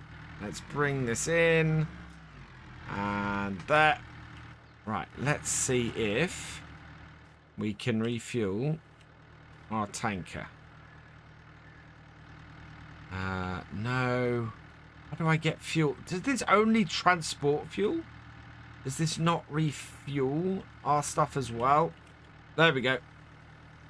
That's refueling it. And wow, that has not gone very far. Enough to get it started again. So what we're going to do is we're going to start that off there. Get that going. It's 52% full. And yeah, we are going to need more fuel. We're going to need, I reckon, probably about another 1,000 litres. So we'll get this refueled, get this down to the shop. And then we'll get back up here and probably have to empty that harvester before too long. Back up to the field with the DEF. Hopefully we can get this to refill with that. So let's just jump in there. Is that going to refill? I don't think that... Is that refilling? No. Right, so what we want to do is just hop onto the back of here. Undo that, and maybe get this a little bit closer if we're lucky. Woo. Right, let's see if putting that there will refill it. Oh, the right vehicle would help. Right, there we go. No. How do I refill this with this? There we go. I had to actually dismiss the hired worker to do that. That is not filling very fast at all. Is that emptying that? Wow. Really? That's going to take a while. Okay, that's fine. What we'll do is we will go and get our truck and bring it up next door. Yeah, I don't know why that was filling quite as slowly as it is. But, oh no, it is still there and it is still filling. So, yeah. It's a slow old refill from that canister. Put that there. Turn the engine off on this for now. There we are. And let's have a look. How much of this is left now? 30 litres. And we are seeing a change. Good. Oh, no. Make sure that that keeps loading. So, yeah, this is going to take a little bit longer, but then it should be filled. In the meantime, let's pop over to the other field and get the combine started. So here we are. Start up our New Holland. Now this I've not put on course play. We're not a million miles from the end of this field. We're at 60% anyway. I'd like to get this cut and finished before 11 AM. So if we can do that, that would be grand. And yeah, should be able to do that. And just keep this flowing. And my concentration today I think very much is on this field. So let's open up. Well, let's get this onto 270. Start up the the GPS, and then there we go. Auto width, and perfect. So yeah, we can get this combine running and keep it running. In the meantime, we should shortly be able to get our sugar beet harvester going again. I think our sugar beet harvester is ready, so let's set this on a hired worker to keep going through here. So, oh right, yeah, disconnect GPS. Important thing to remember, if you want to hire a worker and you're using GPS, make sure you turn the GPS off, and then you can continue on like that. And then back on our tiger here, what we want to do is bring up course play, get it going. There we are. We need to empty. And what we're going to be doing is making sure that we can do that and keep everything running here. And yeah, hopefully we can get both of these fields done today. If we can get course play to continue working on here while we continue to keep the corn going on the other field. Should be fairly easy now that we have something that will manage this field fairly effectively. I need to check out auto drive, see if I can get automatic carting going as well. But if we can get to the end of this today, then something awaits us in the shop. A nice 6M that would be really, really useful for us on this map.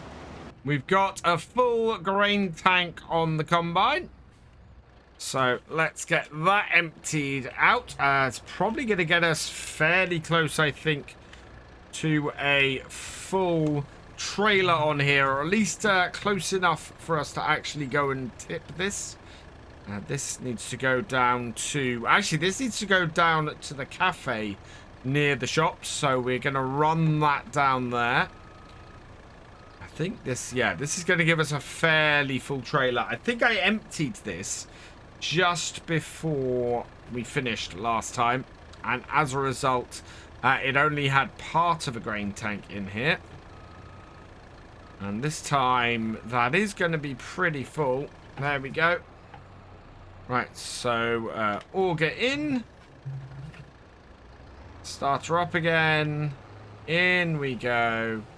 Set my GPS course off, and away it goes with the hired worker so that I can go and tip this, which is 84%.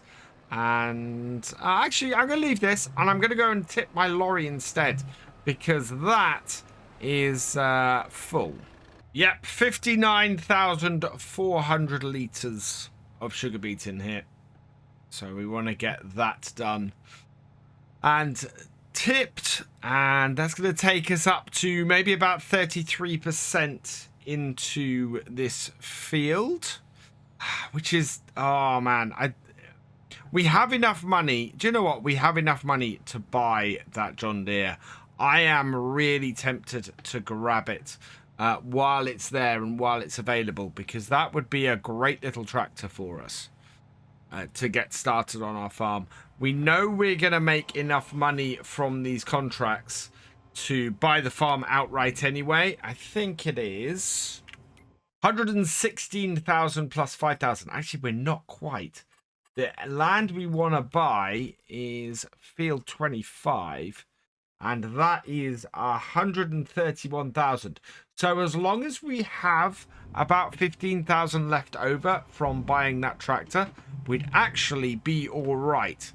So I need to do a little bit of calculation and just work out if it's worth us getting that 6M.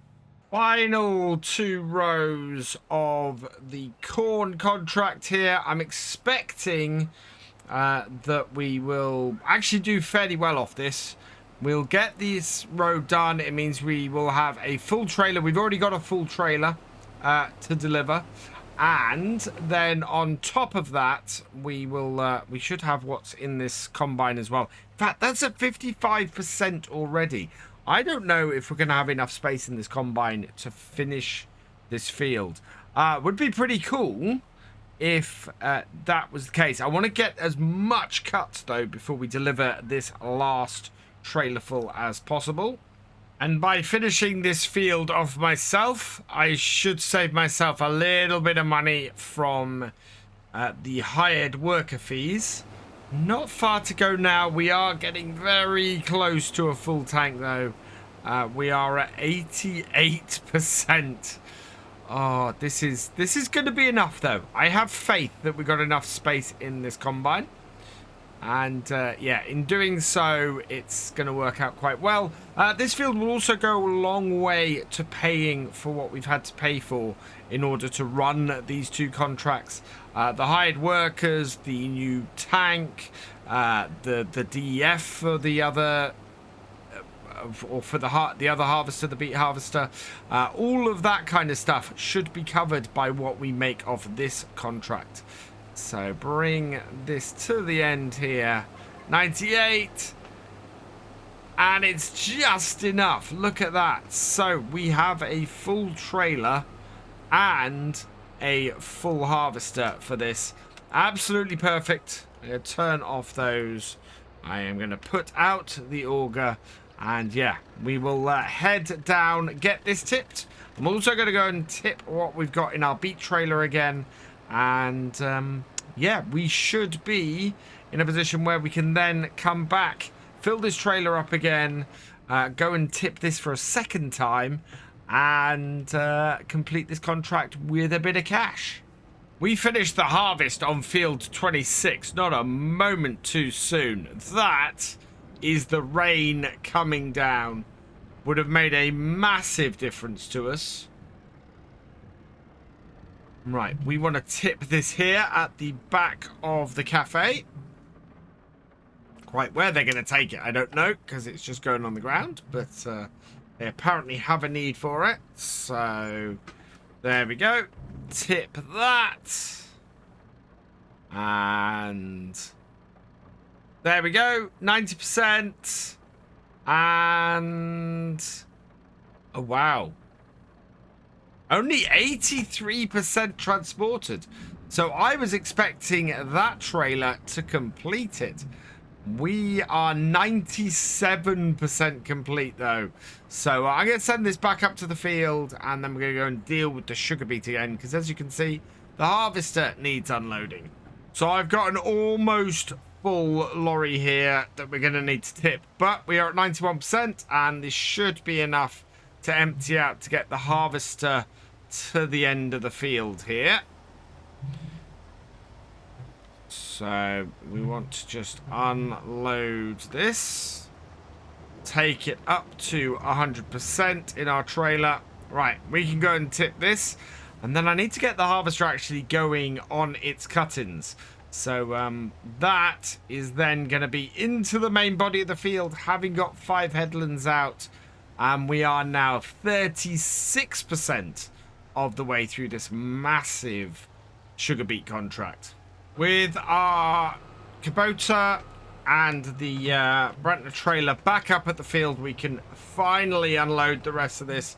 We've got a little bit left to actually deliver, and then this contract will be complete, which is good news. And we should get a little bit extra money from this corn, which will help us along, which is something I've forgotten actually about the sugar beet. We're doing this massive sugar beet contract. We are gonna not only finish with all of the money from doing the field, but we're gonna have a whole load of income from the sugar beet itself as well. So we need to make sure when we're tipping the last few loads of sugar beet that we are tipping them in a place that is going to make us the most amount of money. So that is what we'll be looking to do. I just need to get our little Kubota M7. Is this an M7 or an M6? Yeah, this is an M7. So we want to get the Kubota M7 here down, get this tipped 41% full. I think we're probably gonna have to deliver maybe half of this.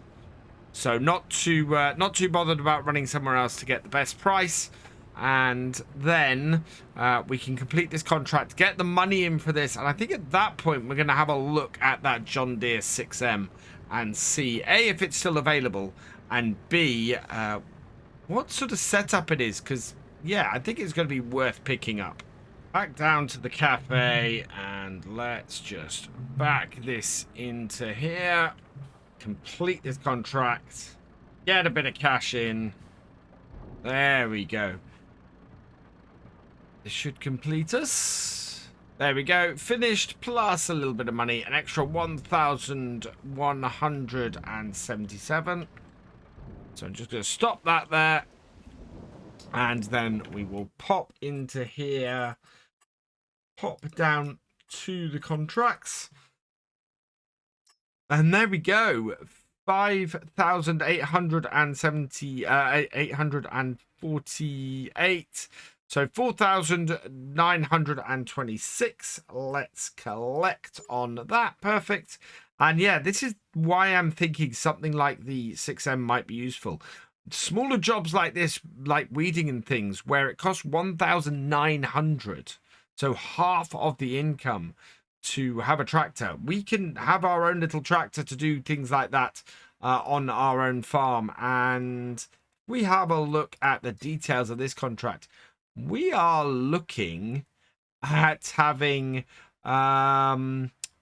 in total 155,772 from this contract, and that is just the average. So yeah, I think we're going to head down to the shop and have a look at that 6M.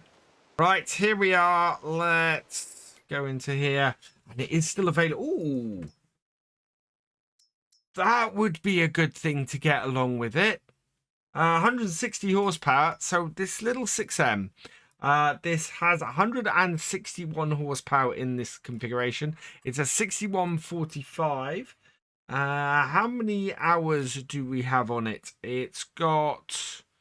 it's 39 months old. It has 31 hours on it, so not too bad. Pretty good. Configuration, 3-point without a lot of cost to it. Yeah, it's either with a 3-point or without. I don't think we need that on there. We'll go with standard. It would, yeah. We can add weight to it. I think that's something we can always reconfigure later. Front loader attacher, we could reconfigure later as well. Engine size, if we took it up from that to that, it would cost us an extra 5,500, but would be worth it. The Izaria, too expensive, so we can fit those later. Main colors, oh wow, we've got some nice choices. Does it give us how much? Oh no, it is extra cost. We can always respray it later. So I think standard colors for the John Deere. And yep, I need to add a new license plate. So let's pop over to Patreon and see who we could add. So choosing at random from the Patreon producers or producer level patrons who have naming rights, we are going to have Max Fleur on here. So we'll see how much of Max's name fits on and then see if we can work it out. F-E-U-R-E-R.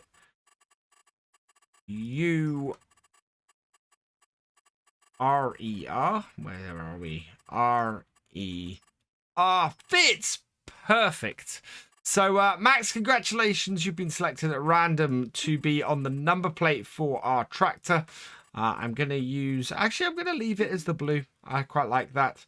So, we are going to go front and back on this.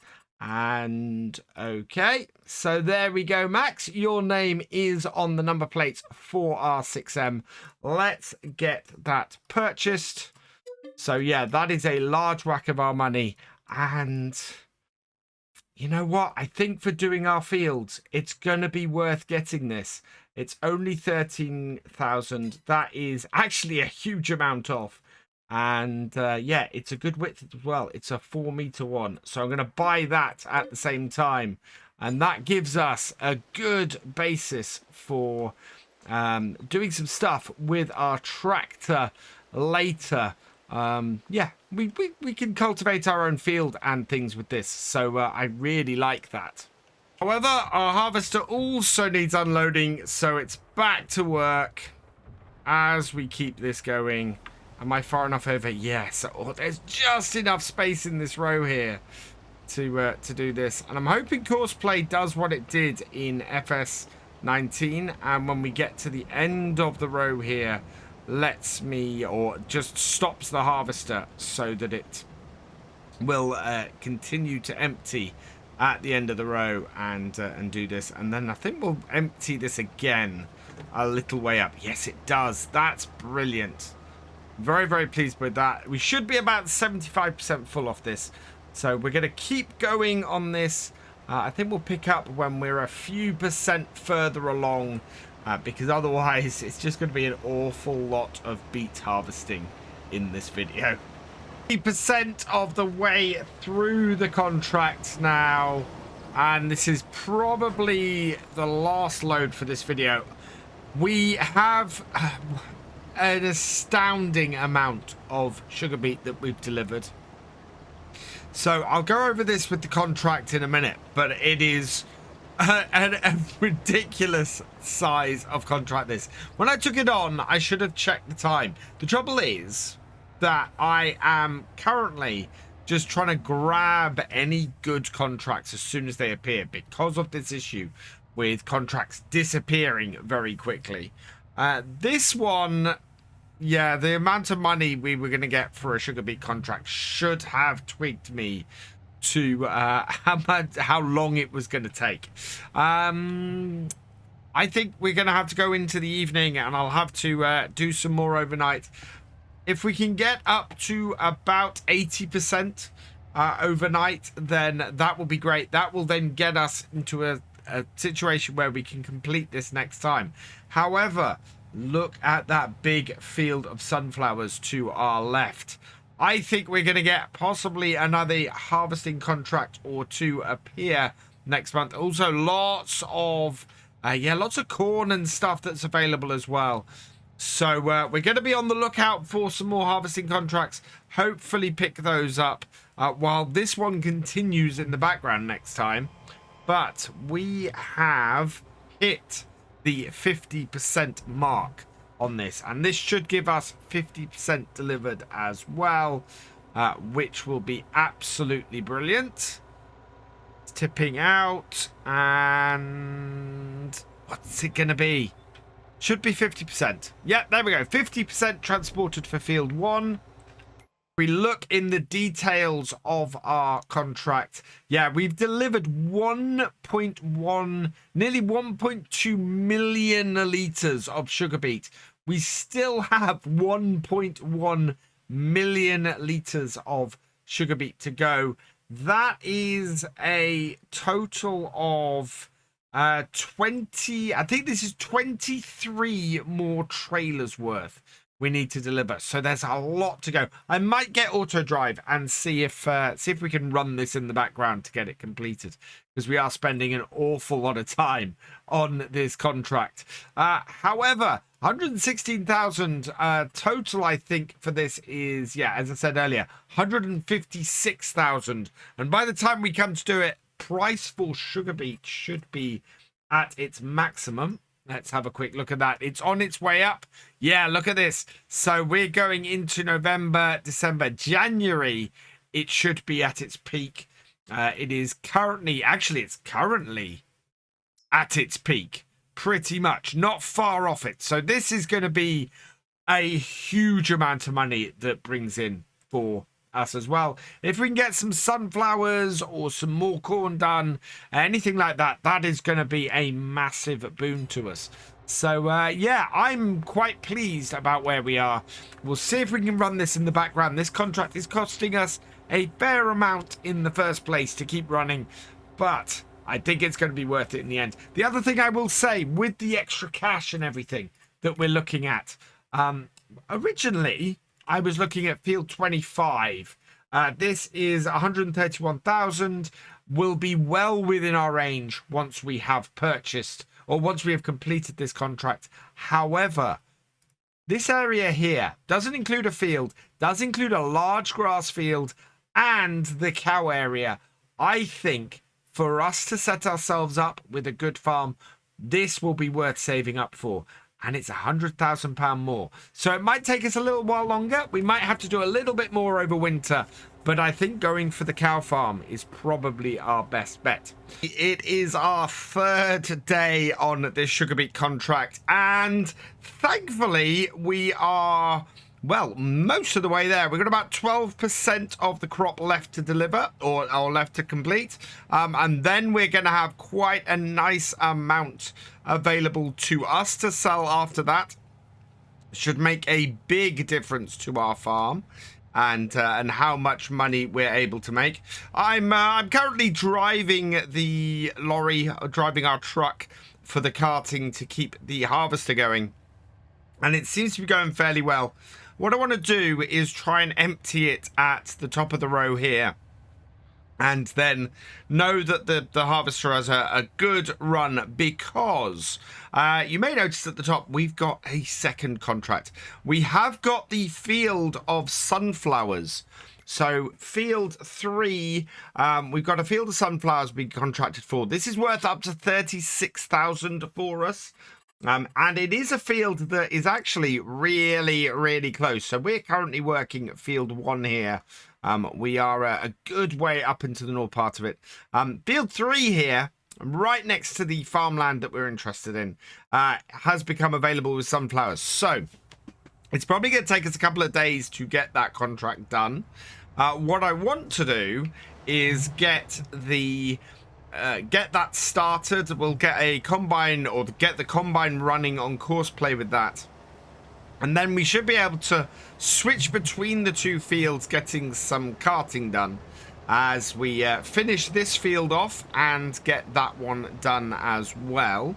Yeah, hopefully we can break the back on that too today and go into the second day of November with this complete and our money got for this, and then being able to get that other one complete, and yeah, go into winter with a large amount of cash. I don't think it's going to be enough to buy the farmyard we want, but I think it might be enough to get us a good way there. Maybe something we can finish up over the winter.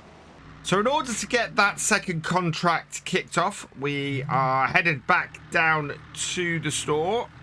And we might actually get our 6M running today. We've got a nice setup here. We've got a big class Lexion 8900 for the combine, along with a nice Kubota M8. So this is the US config M8. So it's great to see that. And along with 2 trailers. So we've got 2 Rudolph trailers on here. Now my only worry is, no, we do have that. Right, so we are going to use...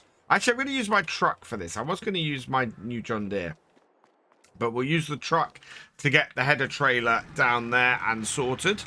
And we will then use that to get down there. We'll see if we can set up some follow me to get everything going together in convoy.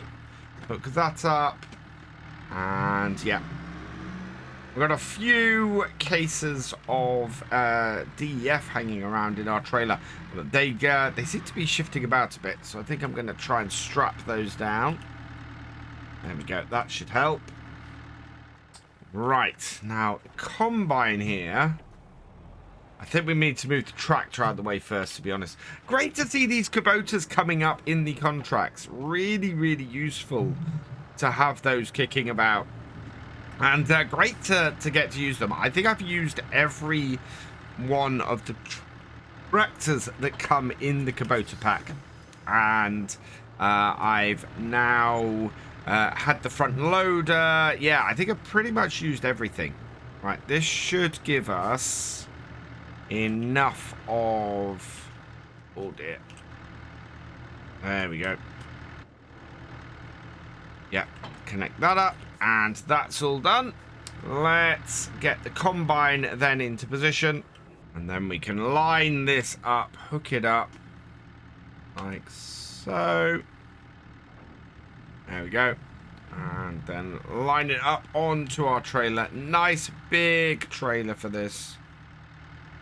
And that should be fairly straight, I think. Drop that off there. Lock it on. Perfect. Right. We are in a position to get down to our field. So we'll get some hazards on. I don't think, yeah, I've not actually got those on there. We'll bring the combine in the middle. So bring this over here. Line it up.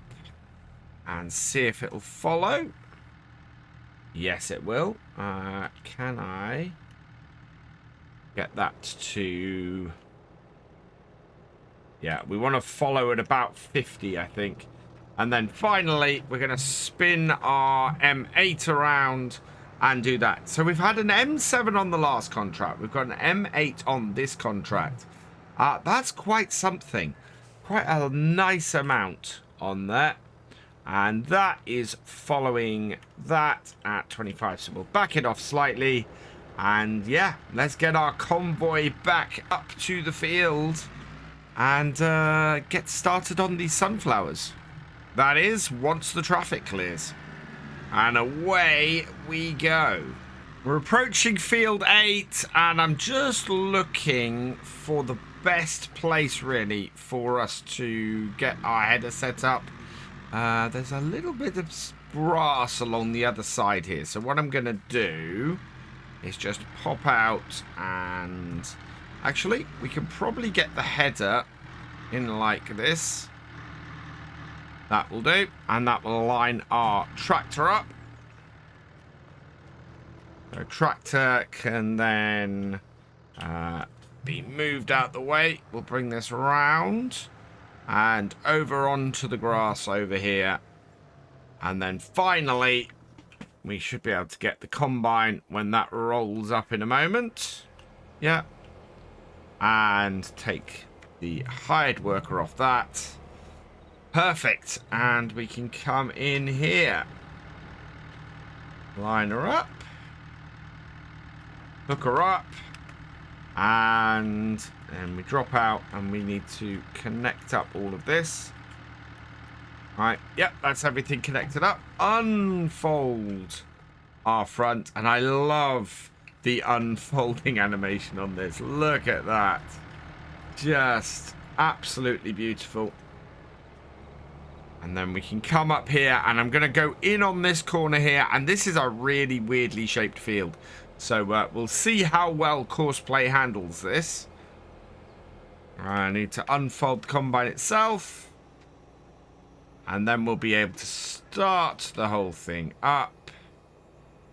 Like so. In we go. And yeah, we want to go clockwise around this field. So, time to get Courseplay up and running. And one thing I love about Courseplay is that you can do it through here. So, Courseplay field work. We want to do this field here with the Lexian.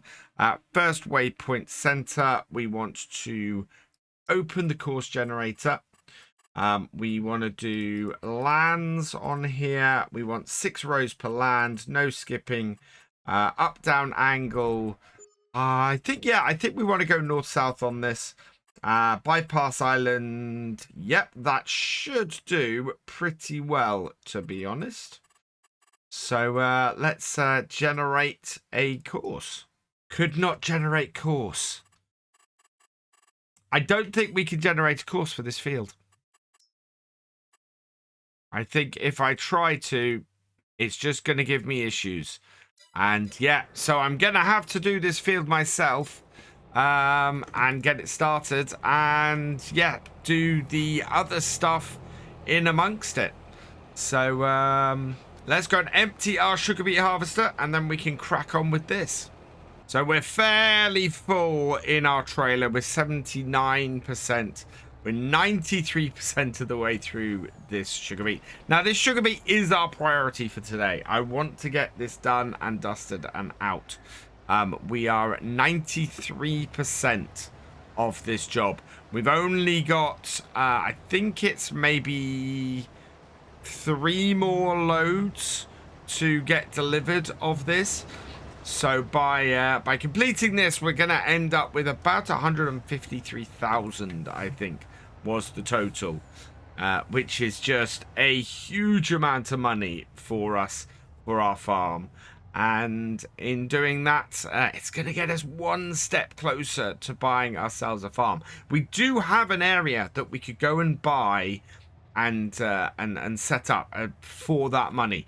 But the more I think about it, the more I want to get the cow area just over there, just to the side of field 8, and get to work on that and do that, because I think that long term is going to be a much better setup for us, and it's not quite as expensive as some of the other places around here. With our beet harvester empty, we can crack on with the sunflowers, though. We need to get a couple of headlands, maybe 2-3 headlands off here. Then we can get a hired worker just working the field as normal, I think, is going to be our best way. I would love to have been able to use course play and do lands here and make things easier. But the combine here, it does have a pretty big capacity. We are in a position where we can get around the field fairly easily, and we're not going to have to empty this quite so often. So getting the headlands off here and getting this field working for us fairly early on is going to work pretty well for us, I think. It is just going to take a little while longer to do because, yeah, I'd wanted to get this automated and get a hired worker running this and help us get this contract out. But it looks like that's not going to be possible. So, yeah, if you want a job done right, you got to do it yourself.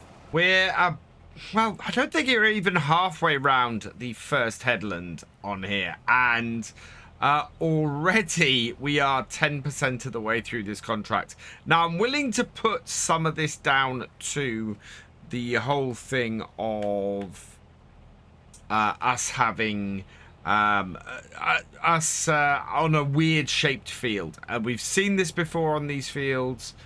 We've seen the kind of issues that we can have on here, and yeah, I think part of it might be down to that.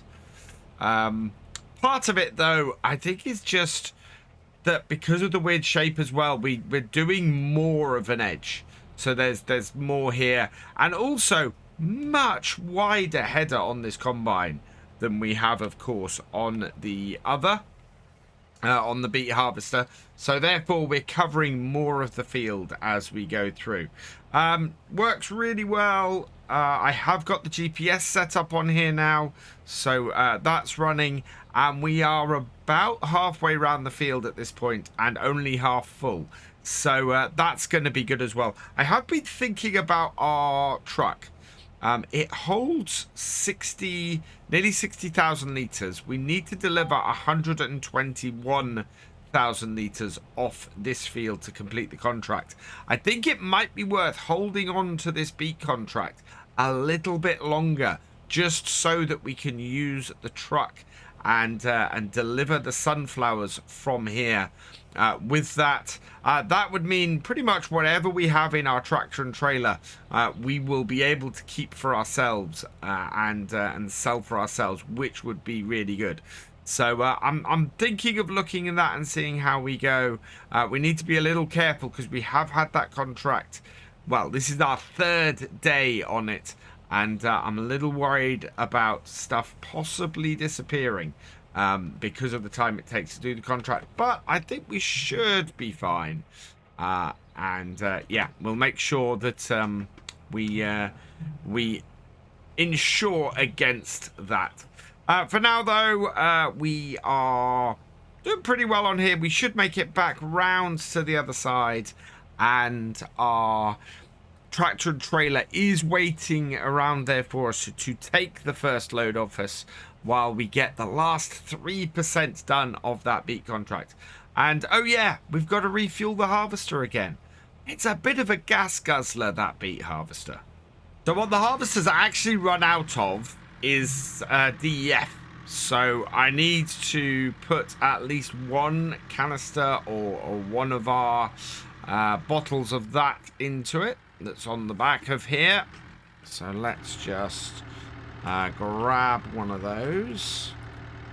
Out it comes. Oh, yeah, this being quite useful, these to have.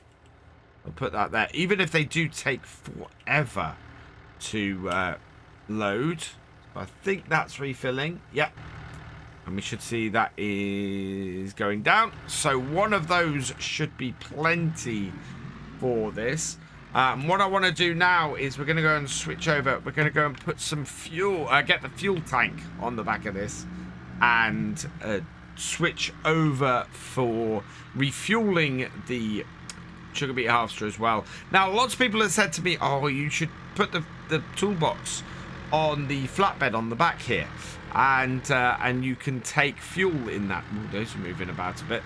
And yes, absolutely, I did try it. I went and sort of did the setup. I wasn't quite so happy with it, and also when we get a farm, if the farm doesn't come with a fuel station, I want to be able to just set this up on there and do that. And you know what, I'm going to strap these down like so, and then take that trailer off, disconnect that, and then we'll put the fuel Bowser on instead, which does have a bit. The other thing is this carries a lot more, and if you're doing something like the sugar beet harvester and a sugar beet contract, this is actually a very, very useful trailer to have on here. It does say water trailer on it, but of course we're using it to carry fuel about, among other things. So let's get this back up to our harvester and get that refilled. I just really want to get this last 3% out. We are so close to completing this now. Almost done. We're down to the last 6 litres in it. It takes forever to come out of this AdBlue. I managed to stop this refilling, fill with fuel, and then continue filling with the AdBlue. But it does take absolutely forever. And there we go. That is done. Starter up again. Let's bring up course play. Away you go. We want to get back in our truck because this is now going to empty this. And yeah, we're down to 1 or 2 more loads to actually get this job complete. I think we're probably going to end up with this small section at the top of the field here. I think that's going to end up being our crop of sugar beet from here, and we need to work out where is the best place for us to go and tip that. Come on, 99%. There we go. 59,400 litres. So how many more litres do we need to deliver for this contract? 65,000. So this, plus a little bit more, is all we need to complete this contract. Absolutely brilliant. It's, yeah, we're going to be within 6,000 litres of sugar beet left to deliver after this load goes in. And here it is, the last 6,500 litres that we need to complete this contract. It's actually only about 5,600 litres we need, so I'm going to try and just tip that much. I got a little bit more than I meant to, so let's tip that. Oh, we're so nearly there. That should do it.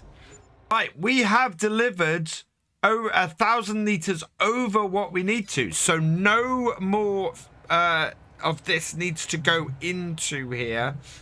We will now complete the contract fairly soon.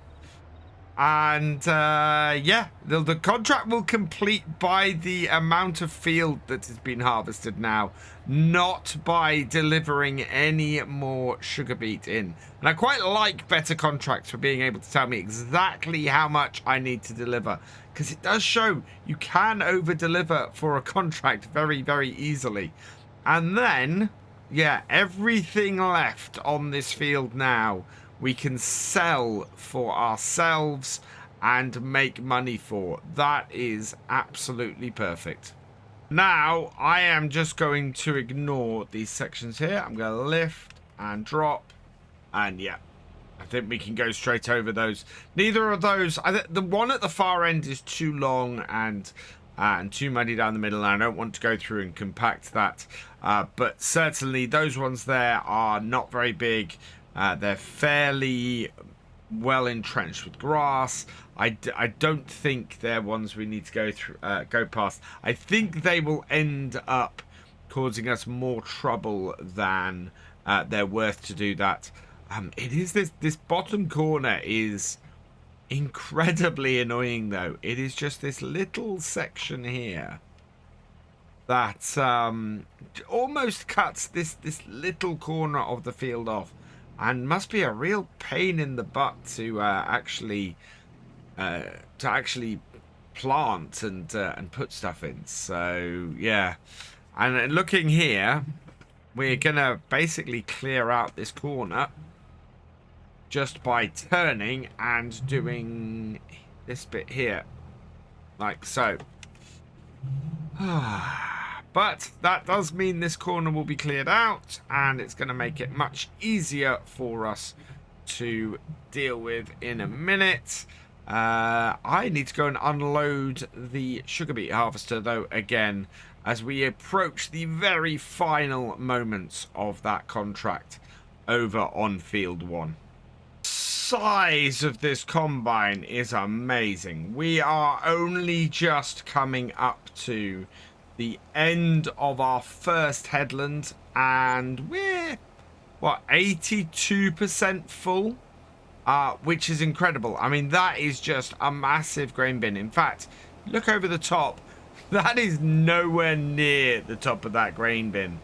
Absolutely amazing. I really love this combine. I don't get to use this enough because I don't use or tends to use particularly large equipment most of the time. A map like this is going to give me the opportunity to do that, but on here it's yeah, it's just a absolutely incredibly massive combine, this, and it's doing a wonderful job on these sunflowers. We are gonna make it probably another quarter of the way around the field before we have to empty this. Maybe not that far. I certainly think we'll get round this front bit here, and then we'll have to empty. The contract still hasn't quite finished over on the sugar beet, so yeah, I've got a small issue in that I don't want to deliver any more sugar beet. In fact, no, there we go. Contract on field 1 is complete. Everything from now on is ours on there. Everything we will deliver will make us money, and yeah, good days are only ahead. And now we're going to do the same thing with the sunflowers. First full trailer of sugar beet that is all ours. I'm just topping it off. Where is best place for us to complete this and get these sold? Sugar beet, it's not a huge amount in it. Where is South Valley Stores? South Valley Stores should now be flashing on my map. It's all the way over there. That's quite a trip for very little difference. So what I'm going to do is actually take it to the sell point we've been going to all this time. Get this tipped into there and make the money that way. I don't want to waste much more time doing that. We've got at least another cut in. I think we're going to have 3, maybe 4 full loads off here, which this is the first. So yeah, we've still got plenty of money to make off this field. And this is going to be our first excess load that we take off here and make cash from that. In we come. The pit. How much are we going to make from this trailer full? That's 14,458. Nearly 15,000 harvest income. Absolutely brilliant. I am so pleased. If we get 2 more of those, that's an extra 45,000 on top of the base amount that we're going to get for this. Yeah, this is awesome. Now that we've got our first load from our sugar beet, for us to sell the first load of the combine with the sunflowers is ready. So we're going to load this up and get it emptied. I'm going to actually put the first load fully onto this, fill these trailers up, and then hold this. And hopefully this is going to be enough for us to make money from these. And then, yeah, we'll use the lorry to do the other 2. So let's start that up and unload it. There we go. So, yeah, this trailer should hold all of this, I think. It's quite a large set of trailers we've got here, but it should do the job. And, yeah, that is going to be pretty much full, that trailer. I'll be amazed if it's... Yeah, 73%. So we can put a little bit more in there, but we will get the whole way around the rest of this headland before we need to end again, or before we need to unload again. I want to do 3 headlands, I think. Will give us enough space to get a hired worker working around here. Although, with the sugar beet contract cleared off tomorrow, we should be able to just do this contract ourselves. I've been taking a look at what is available in the shop. And I didn't mention this last video, but after we bought our tractor last time, this popped up. A 7710 at 50% off. It's actually around about the same amount as we paid for our 6M, and a similar sort of horsepower. So yeah, had this come up first, we'd have ended up with a 7000 series on here. The other thing that has come up today is this. We've got a 9R sitting here in the shop that would basically let us do any job on this map. It's got a massive amount of money off it. It's only 146,000, and it is very, very tempting to grab this and do all of our contracts with it. I don't think we're going to. I think I'm going to hold off on that for now. I mean, these two together would cover a lot of contracts and things. We've got a scout coming in here as well, and a profiliner, but neither of those are good for us at the moment. But yeah, certainly, I think long term, I want something like this. I want something like the 9R that will allow us to do contracts with our own equipment on the map. And so certainly, once we've got set up on our farm, that is going to be something I'm looking to buy. Sun is setting here now on Stone Valley, and we've got maybe 3 rows of the sugar beet left. This has been a monumentally huge job to get all of this sugar beet harvested. But we've done it. We've managed to do it over a period of 3 days. All of the sugar beet is up. And let's unload that. There we go. Not the greatest piece of unloading. I got a bit close to the harvester. But yeah, there we go. We're freed. And yeah, so there is probably 1 more trailer here, I think. And I've been reflecting on what I was saying earlier about keeping this lorry and getting the whole of the sunflowers across in 2 loads. And to be perfectly honest, I don't think it's a huge worry. We have so much space in the combine, and we've probably got about 2/3 to 3/4 of the space across those 2 trailers. We're never going to be in a position where I'm worried about getting back in time for the combine or anything like that. So what I'm going to do is I am going to complete this contract. Once we have unloaded all of the remaining sugar beet here, we're going to collect this contract and draw a line under it for today. At the same time, I want to get the headlands finished off on these sunflowers. If we can do that, we will have got a good way into this contract. We'll be able to get this finished off before the end of November, get some extra cash in, and be in a position where we've got a lot of money.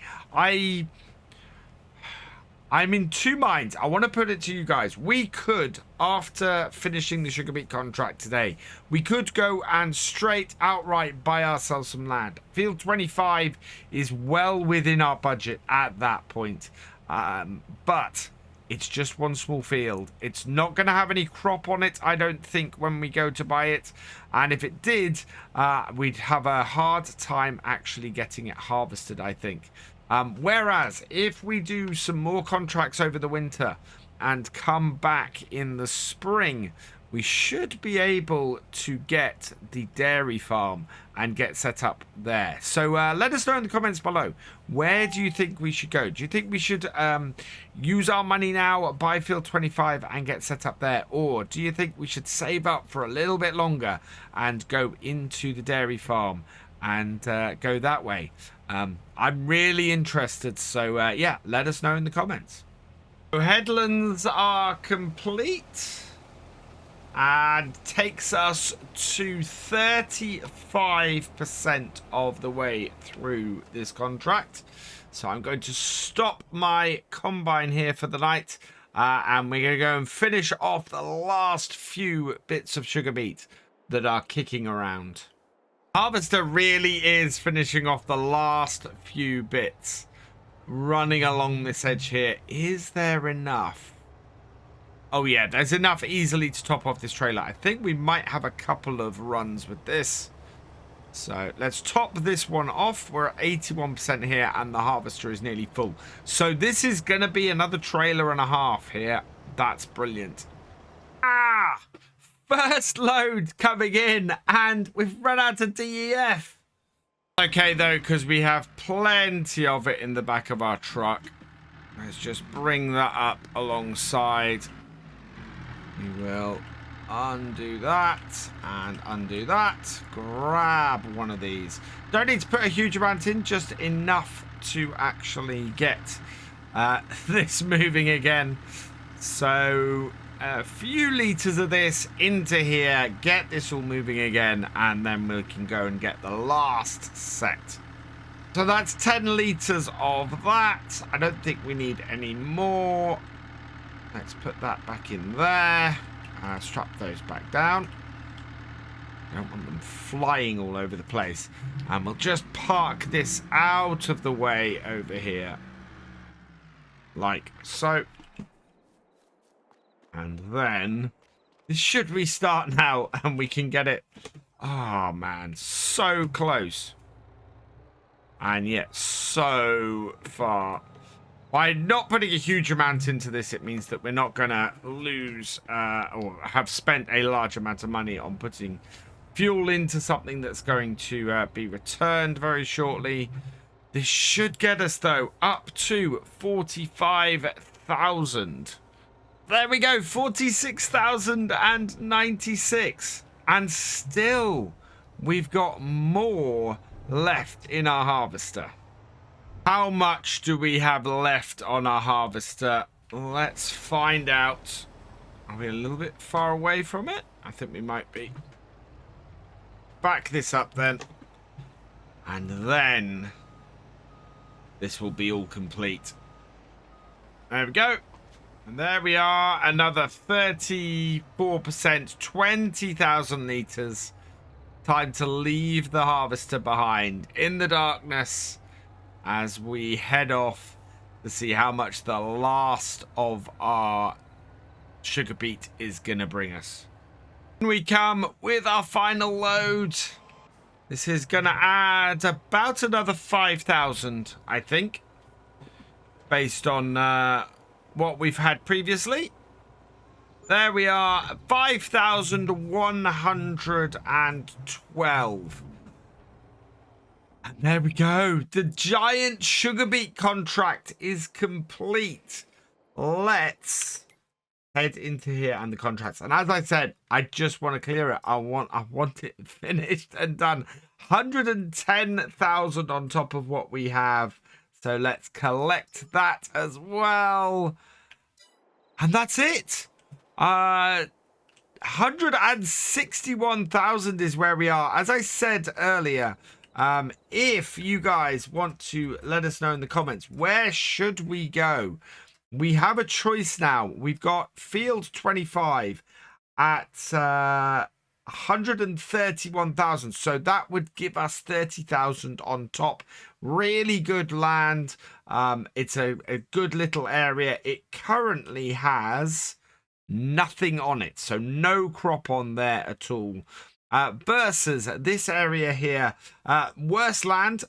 We're slightly worse off land. 246,000. So we still need another 85,000 raised in order to complete that. We'll go a good way towards that though with our current contract. Our current contract here for the sunflowers is going to give us another 35,000. So we will be 50,000 short. Field 1 actually needs cultivating now as well. So I think what we'll do is certainly I am going to grab a 36,000 cultivating contract and borrow the items to do it. So that will be sitting there on field 1 for us to crack on with next time. And we'll be able to get that done probably after the sunflowers are done. We are getting stuck straight into the sunflowers today. We have the contract on field 8 to get done. So I want to blast through this, get this all done today. Thankfully, we've got a fairly big harvester that we're dealing with this with. This nice big class. This is the 8900 Alexian. And as a result, we should get through it fairly quickly. The header on this isn't massive, and it does present an interesting conundrum when we come to do the emptying, especially if we're emptying in a row like this. I hope we got enough space to do it with our tractor, but we'll see what happens. But in general, it should be just a case of blasting through this field today, which is fantastic. I'll be very, very happy to get the extra cash in. We are at 161,000. We're expecting about 36,000 from this once we have both harvested it and got the extra sunflowers. In fact, let's have a quick look. And under our contracts, there they are. Oop, no, there they are. Right. And our active harvesting contract, we have yes, we're expected to get 33,610 out of this, so quite a good amount. Let's spin this round, and we're gonna catch the very edge of this area here. As we come in, we have got GPS running on here, so that's going to make this job easier as well. And it looks like going once across the field, it's going to give us about 15% of a tank full. So 6 lanes on each cut-in is actually going to be pretty good for emptying into our tractor and trailer as and getting fairly close to a full tank each time. I've tried to set my tractor to go and deliver the grain it's got, or the sunflower seeds it's got, because we have, well, a fairly full trailer as it stands at the moment, and we're 25% full at this point. And it is charging a wage payment for this, but doesn't seem to be moving. Let's try this again. Yeah, you are not moving. Let's move this up here and see if we can actually get this to do this. So create job, deliver, yes, Grain-rich valley is where it's going to. And start job. And he's off. Perfect. Now, hopefully he'll have more luck than our truck had. Because when I tried to do load and deliver with the truck to the same location, and we'll just double check that we have got the right location for our contract. There we go. Grain-rich valley. Yeah, we have. So, yeah, when I tried to do that with the truck, definitely had issues with it actually doing it.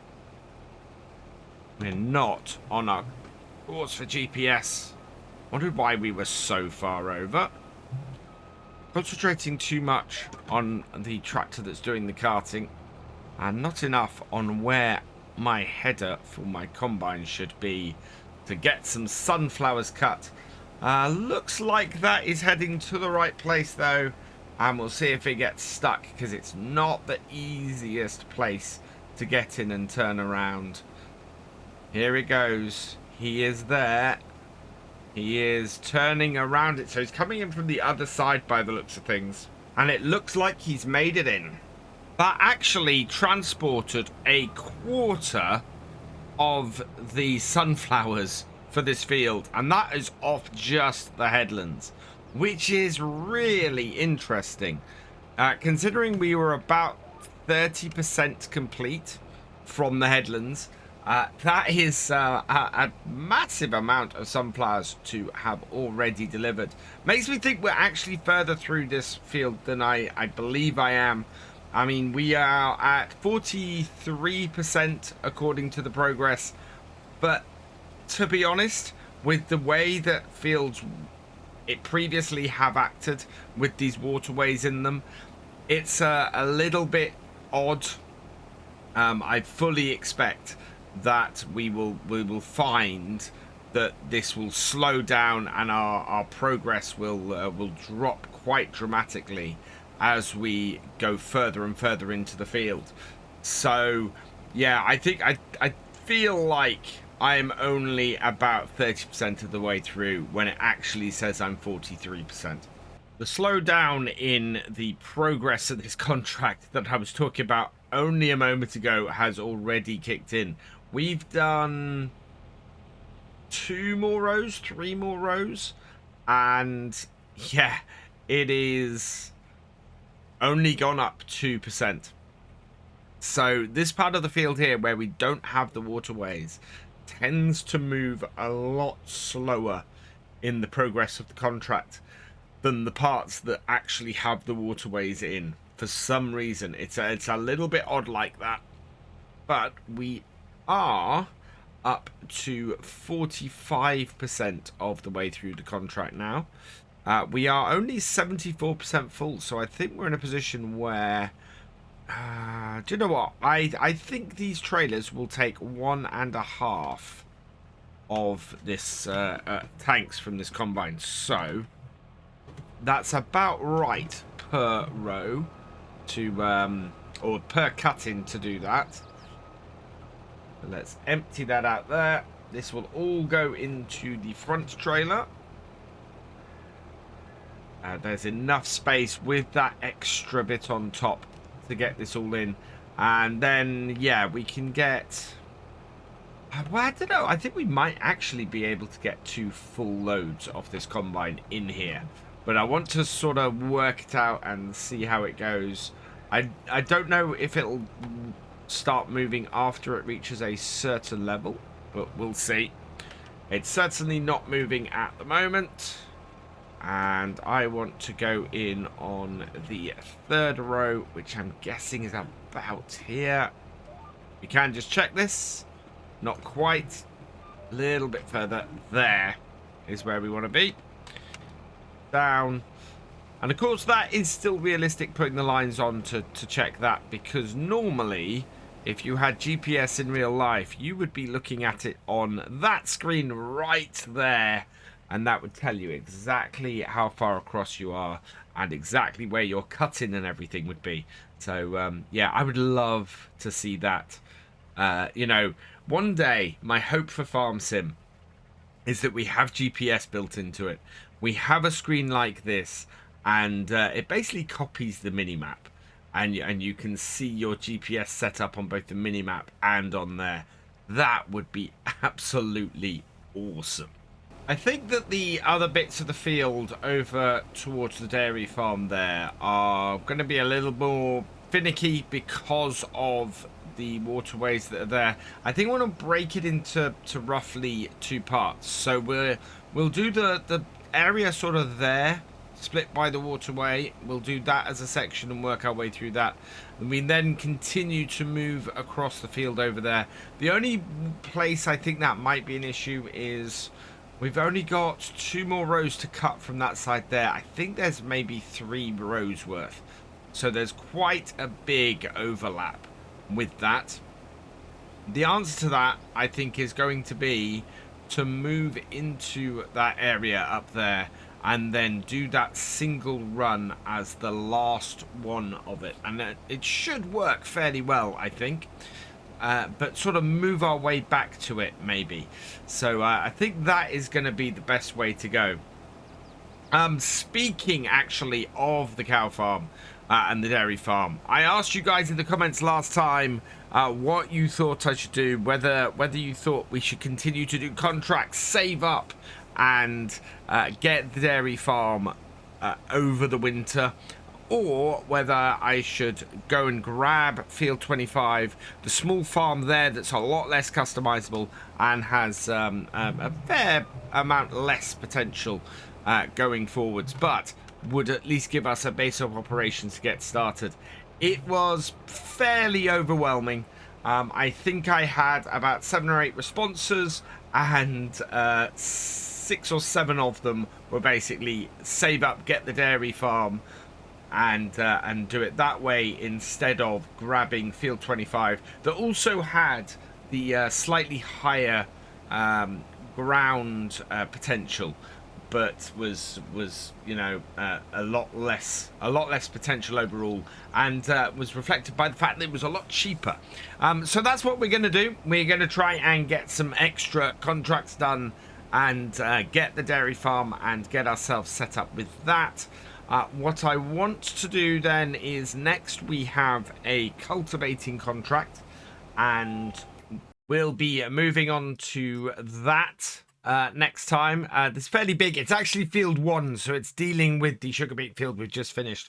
But thankfully that should be fairly quick. Hour and 20 minutes is the estimated time, so we should be able to blast through that. And then just looking at what else we have, there is a big ploughing contract on field 9 that we could attempt over the winter. That in itself is 35,000. So that would be 70,000 on top of the 30,000 we have now. I know that there was some worry about whether it would stay interesting over the winter with lots of contracts. We do 3 contracts. This, cultivating and a ploughing, we will be able to afford that dairy farm. The gap is a little bit wider than I thought. We are just reaching it here, and you can see that is several widths of that combine header before that's cleared out. I think that's about 4 rows. So if we can go a couple of rows over and do a small section cut in, we should end up with these 2 bits of the fields I was talking about. So this area here and that area over there being separated, and allow us to get this little area here done. But we are coming to the end of this cut-in. We have got slightly more of a load on the combine now. We are at 86%. We weren't this high last time, so that's good news. And we can now just come here and get that out, empty this, and I'm hoping my tractor and trailers are going to go tip with this. Let's bring this round. And I'm half tempted, actually, with the amount that we seem to be able to unload into these, to just use the front trailer. It would be less trips, but it is still just sitting there all the time. Come on. Right, back it up. There's quite a long reach on this. with such a short header, and it does throw me off a bit. That is the front trailer filled. We've still got 26% in our combine. So we get that into the back. And that is that trailer done as well. Yeah, it looks like he's not moving. So we'll get a couple of cut-ins here. And that should, yeah, 1, 2, yeah, that should give us pretty much what we're after. So slightly smaller area here of 4 means we can top up the trailer and we can divide this field. So we're on the 4th row here and coming up to the waterway, and you can see that it's almost divided it already. It's just a very, very thin bit through the middle. It's not even connected, but squaring this off will help us overall. So I decided to continue on and divide it to this point. Should work fairly well. We are at 53%, so I am not too worried about doing another cut-in when we get to the other side here. And of course, we're going to get a lot less per set of cut-ins than we had with the last few rows, simply because we have a lot less field in this small area up here.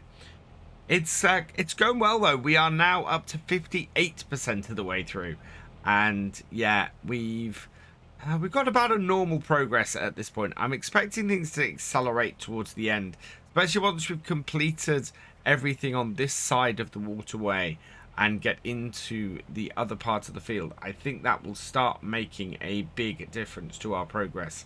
We're going to be delivering somewhere about another 30% of crop here.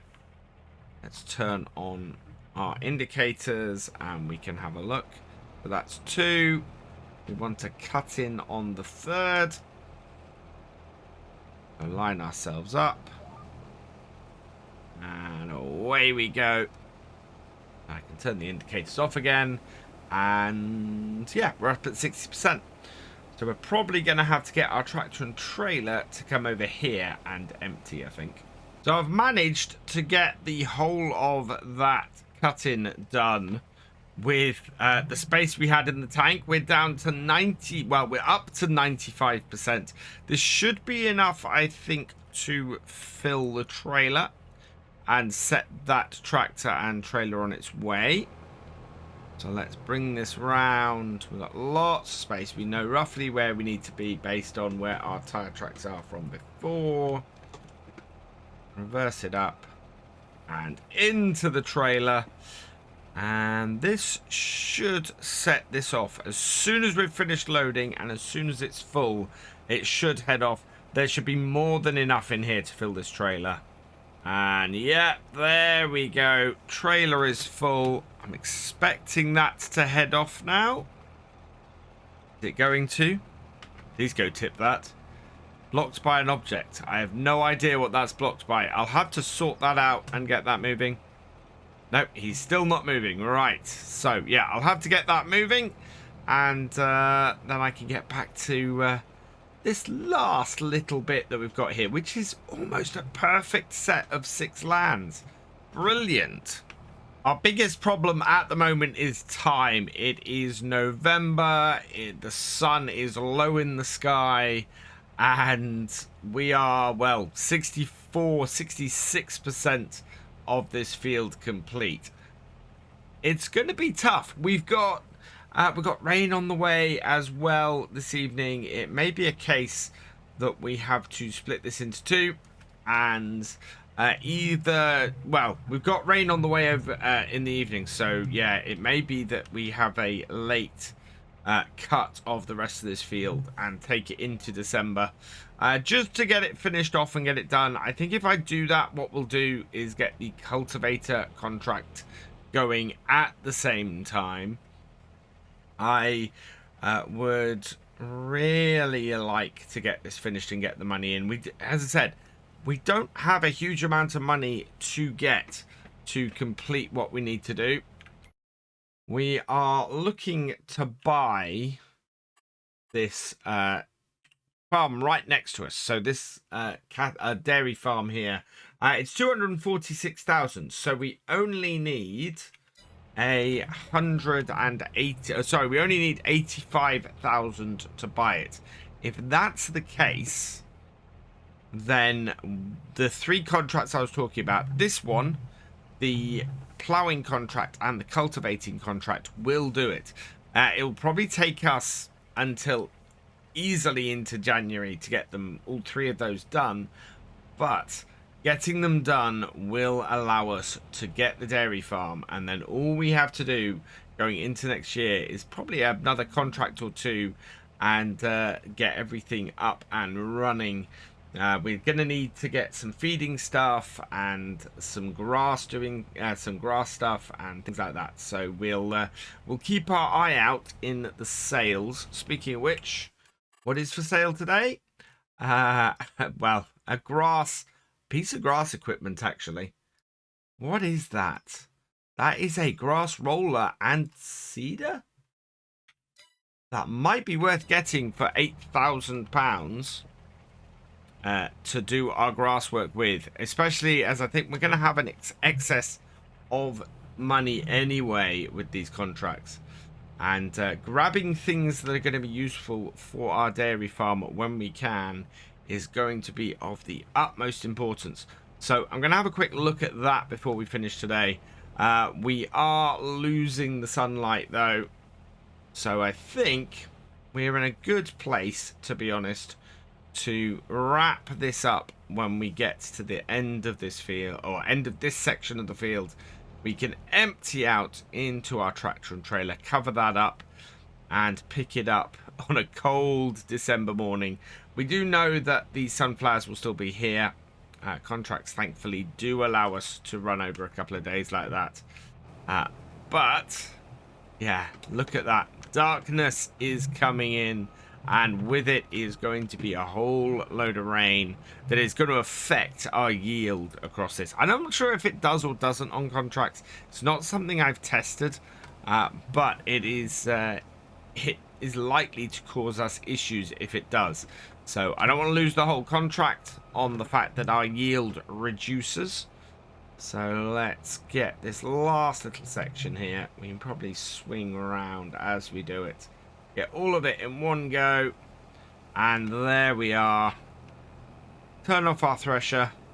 And that has got a large swath of this field done. And our tractor and trailer are sitting just the other side of this waterway. And we can actually empty from this side. Our auger is so long. There we go. So, yeah, that is about as far as I think we can get today. We are continuing to work our way through these sunflowers today. It's actually a really, really late sunflower harvest. It is into December. I think we must be outside of the harvesting window for it. Yes, in fact, yes. Look, ended last month. So this is desperately trying to get these last set of sunflowers in as before they go bad and before they wither. So we're going to grab these, get this done today, and hopefully finish this off. And what I might do is see if when we're setting things up, we can get our other tractor that we've got at the moment over onto field 1 and start getting that contract moving. There's a fair amount of cash to be had in that, and it should be fairly good. So I want to get the ball rolling on that.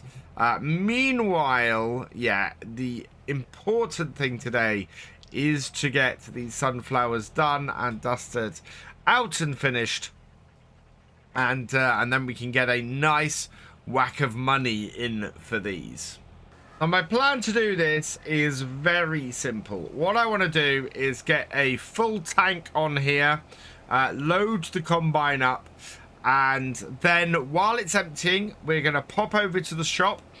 We're going to get the tractor and the cultivator that's sitting there. We'll set that off on a hired worker up to the field so that we can get back to the harvest. And when it gets up there, We're going to set up a play course on it so that it can get started. Then once we've finished this field here, we'll be able to take over from that tractor and finish that job off. We've only got a limited amount of daylight today, so I want to get through and get that done. Good news is that from this contract and from that other contract, I think we're going to get quite close to getting our farm, to getting the dairy farm that is just over there. And if that's the case, that would be absolutely brilliant. It means that we won't have to spend winter doing a whole load of extra contracts to try and bring in extra stuff for that.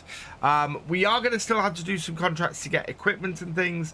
Fortunately, we do have a tractor and a piece of equipment. In fact, I think we've got a power harrow. Is the one we got at the moment, so that's pretty good, and should get us started, although we may sell that and try and replace it with something else. Now, there is a piece of kit available in the shop that I think would be quite useful to us. What have we got at the moment? We've got, yeah, we have got a power harrow. We've got the HR 4040, so that's in there, along with a decent sized 6M. This goes up to 172 horsepower, so fantastic for what we need on here. I think I'm going to go out and grab this. This is a roller. I think it's a roller, isn't it? It certainly will. It will seed grass, as well as doing cover crops and canola. I think that is. But yeah, it's a grass roller. Oh, something else has come in. No, nothing of use. So yeah, that would be a fairly good piece of kit, I think, for us to get. So I think we'll basically call them up. We'll get this ordered now. It does work as a grass roller and as a weeder, apparently. So let's go grab this. I think this is going to be all round useful for us. It's a weeder, it's a seeder, it's a roller. Let's buy this. We're going to want to do grass work and seed grass, so this is going to be perfect. All in one piece of kit for us. So yeah, I want to buy that. There are two good tractors here at the moment, but we've got a good tractor to get us started. What, 200? Wow, for 120,000, that's really good. But yeah, I think both of these would be good when we get a bit of a bigger farm. For now, I think we want to leave those well alone. I'm actually into my second cut-in now, and we've only just reached 50% full. So I think we're going to end up doing all 6 rows of this one before we empty, which is quite good. We are only working half the field at the moment because, of course, we worked the odd bit behind us over there last time and got that cleared out. Sort of dealing with this very odd-shaped field. So it's working out fairly well. It is taking a little bit of time because we're, of course, doing a little bit more maneuvering than we would do otherwise. But I think we're going to be at a point where we're starting the other field by midday. It being December and it being a shorter day, we are looking at having only about 3 hours before darkness falls in order to get that other contract started. But that should be all right. We've got plenty of time to get that started today and finished tomorrow. So that's really, really good. We're up to 82, 83% full. So I am going to stop that there and empty this out. We've got a fairly large amount of space still left in our trailers. Let's see if we can empty this into the back one. There we go. Oh, wow. That is further than I thought it was. Such a long auger on here. Of course, this combine has much, much bigger headers that can go on it. So, yeah, much, much more space. We're going to leave that like that, though, as we pop down to the shop to pick up this beast. So we've got this Russell Mash 2375 along with Rosmash says K 122 or 12200. That is my tractor. I don't want that. I want the bigger one. So yeah, we want to get this moving. And hopefully between, as I was saying, between these two contracts, we will get what we're after and enough money for us to buy this yard. Because if we can do that, we're gonna be able to get set up by the new year, which is brilliant. We're gonna properly set up the dairy and get all of that going. So let's, yeah, look at this. No contracts. Only these two available to us. We should make a decent amount. Yeah, 31,000. So we're going to make about 50,000 off this. It may not be quite enough. So we might have to see if we can get some new contracts up here. But what we've come into here for is to get this tractor down here. Yep. Up to field 1 over here. So we want to get that onto that corner. And that should now head off. Yeah. Oh, a little bit janky. But it's going, I think. Yeah, there we go. And then we can head back up and sort out our sunflowers. And now that the combine is empty, auger in. And back to the harvest. That tractor and trailer is going to need a little bit more to fill it up, and then we can send it off and yeah, get that carting again. Our Rosmash has arrived at the field, so we're going to get this started on course play. We know course play works on this field, so that's useful. So let's switch over to, in fact, I think it's this one here. Yeah. So we want to select that. We want to create job. We want to do course play field work. Yes. Generate course. So we're going to open the course generator. I want to do, I think 2 headlands should be enough to turn. Headland corners. We'll go with smooth. We'll start work on headlands first. Clockwise. Headland overlap 7%. Field center up, down. Yeah, that all looks good to me. So generate the course. And there we go. So back. Looks pretty good to me. Bring it round to here. And we know that the course starts here. So if we plonk our tractor here and we go nearest waypoint. Start. And there we go. That is now getting on with that job, and in no time we should be able to come up with it. Although getting it to do the headland first probably for me isn't the most realistic thing. It at least gets it going. We need roughly 15,000 litres in the combine in order to complete the contract. We've got enough sitting in the trailer to get most of the way there. But yeah, 15,000 litres is roughly where we need to empty this next time in order to get enough into the trailers to complete the contract on the next run. I don't think that we are looking at Greenwich Valley. Yeah, we want to take the extra to South Valley stores. Looking at price fluctuations. Oh, wow. We actually could do with holding off on delivering it as well.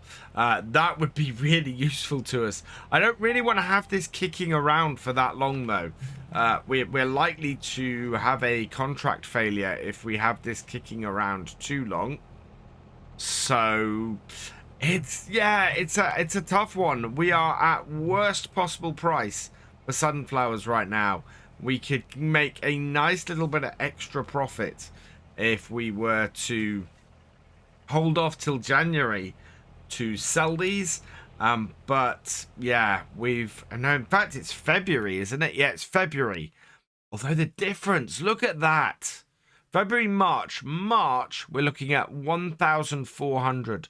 Twice the price nearly for the sunflowers if I hold off selling for a couple of months. So we might have to find a solution to... We don't even have anywhere we can tip them because we can't afford the farm yet. That is annoying. Maybe we can get something for our TLX truck. I wonder if it'd be too expensive. We're getting very close now to the amount we need. We need, as I said, 15,000 litres off this. And in getting that, we should complete this contract. The question I've then got is, do we have more than 10,000 litres left on this field?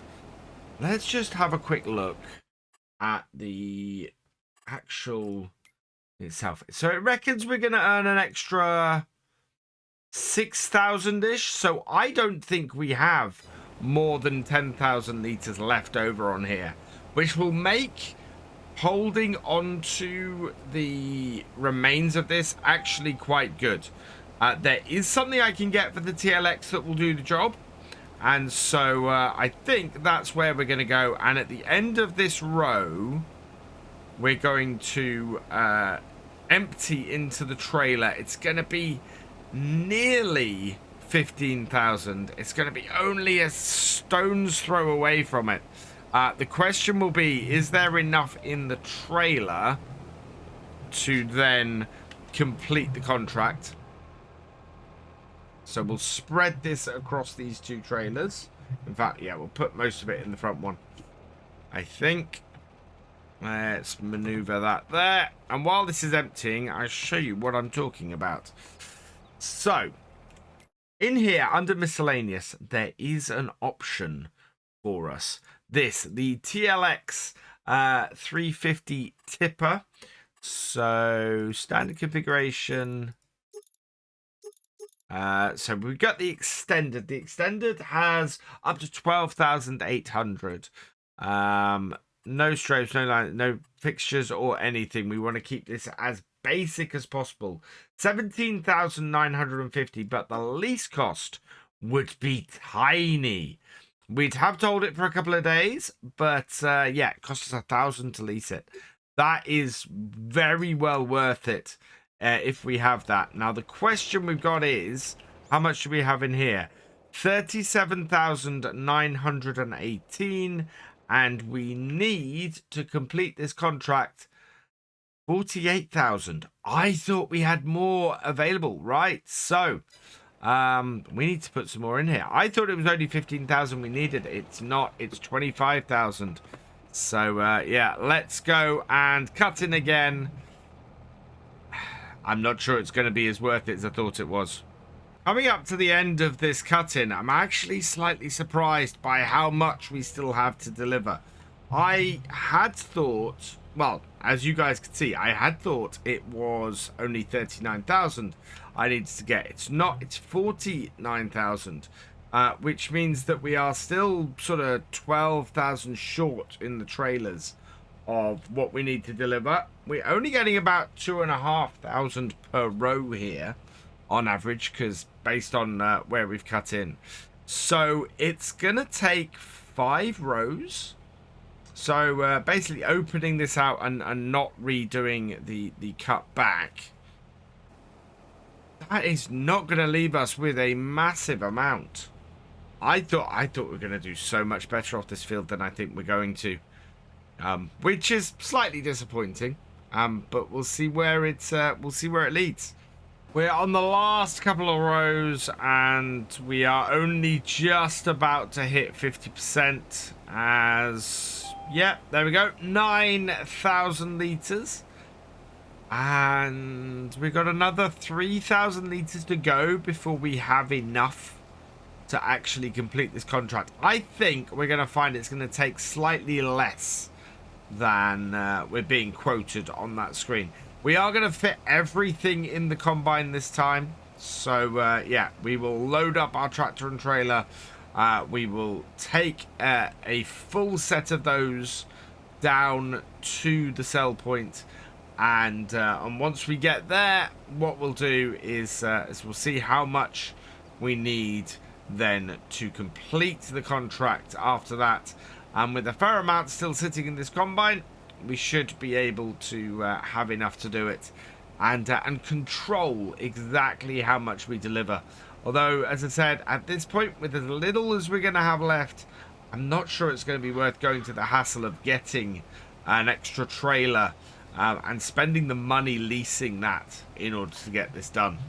Coming to the end of the final row, and that means we are almost done on this contract. We've got another 15,000 litres off here. Or not quite, 14,966 litres. So that means that really we're only realistically going to have about 3,000 litres spare. And yeah, at that point really does not become worth it for us to go and hire something for us to store that little bit left over. Right. No, not quite. Such a long auger. There we go. So we'll top up the back trailer and see how much more we can fit into that. Right. And then we're going to do the same with the front one, if we can get the auger over it. And then we'll drive the Kubota down there, see how much. Yeah, a little bit more space in there. So, right, that is that. We've got 10,000 litres left, 9,885. We've got 43,000 litres in here. So for the amount that I wanted to have on the other, this would have to complete the contract, but it should be about 5,000 litres shy. So I think we're going to have about 5,000 litres left over. So let's have a look. Pull it in here and tip it and see how much the first trailer, which has more in it, does. Tip that up. 93% completed. It's taking it. We're up to 95%, 96. And that is empty. 78% transported for field 3. And still 23,000 litres to go. We only have 18,000. So yeah, it is going to take another 5,000 litres on top of this. And there we go. That is our second trailer emptied. 93% transported. We need to get a total of 5,200 back here now. So let's pop back up to the field and yeah, we'll get that unloaded. And yeah, I think we will, for ease of completing this contract and getting it all out of the way, we will sell off everything, because there's just no point in hanging around for 5,000 litres. We're not going to make a massive amount extra from hiring a trailer to do that. All of this will fit in the front trailer, so what we'll do is just load that up. That should be in the right position to do that. And unload it. I'm going to disconnect the rear trailer, because we don't need to worry about that. And yeah, there's what is it, only 9,000 litres in here, I think. That is yeah, that is going to be worth just tipping the whole lot into this sell point. 9,885. So yeah, not a huge amount, and enough for us to keep going just a little bit longer. Let's get our lights up to full beam, because the sun is now setting. And on the plus side, field 1 is now up to 30% complete. So doing that next time should be pretty easy. But first, let's complete this. In we come. Get this tipped. 9,885 litres. In it goes. Yep. Out swings the little door at the back. Contract complete, and wow, that's actually making more than I expected. 5,874 in harvest income. So yeah, that's really, really good. Let's complete that contract then. Very pleased with that. That is, we've got some lease cost on there, so we're only going to make 21,000 from it in total. Let's collect on that. And there we go, 177,000. Let's head over to our Rossamash and stop that for the night because it's 20 past 5 and it's getting dark. Here comes our other tractor. Let's jump on board. Yeah, there we go. Right, and we can stop this here. So take the hired worker off, stop that, and it should remember the play course for next time. But I should be in a pretty good position here to continue on and get some money off this. Hopefully we'll get some more contracts next time. We need about 250,000 to get the farm, and we're still falling short at the moment. It is the 2nd day of December and we're headed back up to field 1, a field we've spent an inordinate amount of time at recently because we have a contract to finish up there. We've got a massive cultivating contract that we've been getting started on a little while ago, and yes, has been worked on by a hired worker up to now while we have been sorting out the sunflowers. It's not very cold on the ground. I mean, it's cold enough to be snowing, of course, but yeah, looking at the grass isn't showing any signs of frost or anything at the moment. Just turn the lights off. So yeah, the ground should still be fairly easy to work. I think if this snow continues much longer, that's not going to be the case. It's going to get harder and harder to work these fields. But we are going to take over from the hired worker today. We've got this Rossamash 2375 together with this very large Rossamash K12200 cultivator behind. And yeah, we've got this job to get done. We're going to turn all the work lights on. We're also going to set up our GPS before we even start, because we want to keep on the tracks. Now, our hired worker last time was doing this job with courseplay and has ended up doing the edges of the field first. So I'm going to try and keep it at 90 degrees, which is exactly where it left off. I'm going to try to find the right gear. There we go, just above the red line. We want to be going a bit faster than that. Let's see if we can get in the right gear for this. And then once we've traveled enough distance, we should be able to set ourselves a course. And yeah, there we go. But that is not moving very fast. Into high. That's better. We can go up a gear. Selecting the right gears to make everything optimum is difficult. I mean, that third gear there, that is too high. So we go down to 2nd in high, and that's the other way. So yeah, it's a little bit of interesting choice. Trying to go the maximum we can with this, which is about 8 miles an hour by the looks of things, should mean that we get through this contract fairly quickly.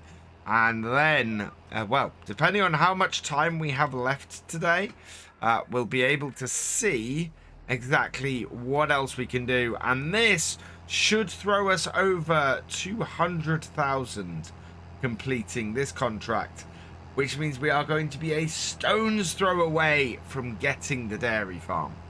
So the sweet spot for the gears does seem to be sort of the high range 2. I've tried some of the mid-range gears and we end up dropping down to about 6 miles an hour. The high range 2 also seems to be able to get us up this hill here as well. It sits just above that red line most of the time, unless we're going downhill like this, where you can see we're chugging down a little bit faster. But this field is so huge, so massive, it almost feels like I'm standing still. I mean, I'm going at 8 miles an hour, which is not to be sniffed at. as a speed to be cultivating at. And short of doing a little bit of DJ Goham's patented fast farming, there's not really much else I can do to go a little bit faster on here. So it really is a case of just keeping up, cracking on with this job and doing this. And so what I'm going to be doing today is not only doing this job, we're going to be going through some of the plans that we have going forwards on this map. I very much, you guys want me to go and do the dairy farm. It was something like, I think I covered this last time with the sunflowers. We had, of all the comments that came back, I think it was something like 90% of them said, save up, work at the contracts a little bit longer, and get yourself the dairy farm. So that is exactly what we're going to do. We're going to grab ourselves a little bit extra cash from contracts. If we can grab another couple of contracts similar to this, or a bit of planting and things, then we should be able to hit that 250,000 in order to buy the farm, which is perfect. I'm very, very happy that we should be able to hit that fairly easily. We are going to be keeping our eye out for equipment. So looking in the shop today, the only thing in there is an Antonio Carrero Mac 2R. Not really very useful for us on dairy farm. So yeah, that's not great. However, we do have some good stuff in that we have the lease to buy mod on here. So anything we do lease going forwards, we will be able to eventually buy. And I do like that mod simply because I don't find it a very cheaty mod. Simply because when you are using it, you end up paying for the hourly use of a machine. So if you have a machine sitting there for days costing you money, you are reducing the amount it'll eventually cost you to buy that machine. However, so it's a little bit like getting a loan to get that machine. However, if you use that machine at all, then you end up paying a huge amount of money for the hours used on it. So I think it's a really, really great mod, especially for buying things like harvesters. If you want a combine harvester, it changes the whole dynamic of that. I've always said, if you are starting from scratch, don't buy a harvester. Hire a harvester for your first year or so, and then when you get enough money in after a few years, buy yourself that harvester, and then you've got the harvester. The lease to own mod, I still say don't buy a harvester in the first year. I would say lease a harvester and hold on to it. You will pay a fairly large amount every day to have that harvester, but you are slowly buying it, and because you're not using it very much, you're not putting the hours on, and it costing you a huge amount. So by the end of 2-3 years, you've had that harvester long enough to own it, and it hasn't cost you a huge amount in lease usage. So yeah, I think it's a great way to get bigger equipment on your farm if you're not going to be using that equipment very often. Now, equipment rise on here, I think we're going to want something around about the size of this Rostelmash. I think that doing contracts with a piece of kit this kind of size around this map will be really, really useful. Unfortunately, what we can't do is afford most of the high-powered articulated tractors like this one. So, for example, this one is at the cheaper end at 217,000. Whereas you start looking at the 9R, it's 346. The quad track is 506, and the T9 is 343. They're both really, really expensive tractors. The ground is now beginning to show a little bit of signs of freezing. I am going to continue on, though, because it seems to be holding up. And that should be fine. Now, beyond the Quadtrack and the T9, there are a few other options. We've got the Zerion, of course, and the Fendt. And you're talking a lot of money to use any of these tractors. And yeah, the 9RX and the Steiger Wheeled, these are so expensive tractors. But we have some options. We've got things like the older John Deere 8960 here. This would be cracking, and especially if a used version of this turned up, we could get this up to 370 horsepower.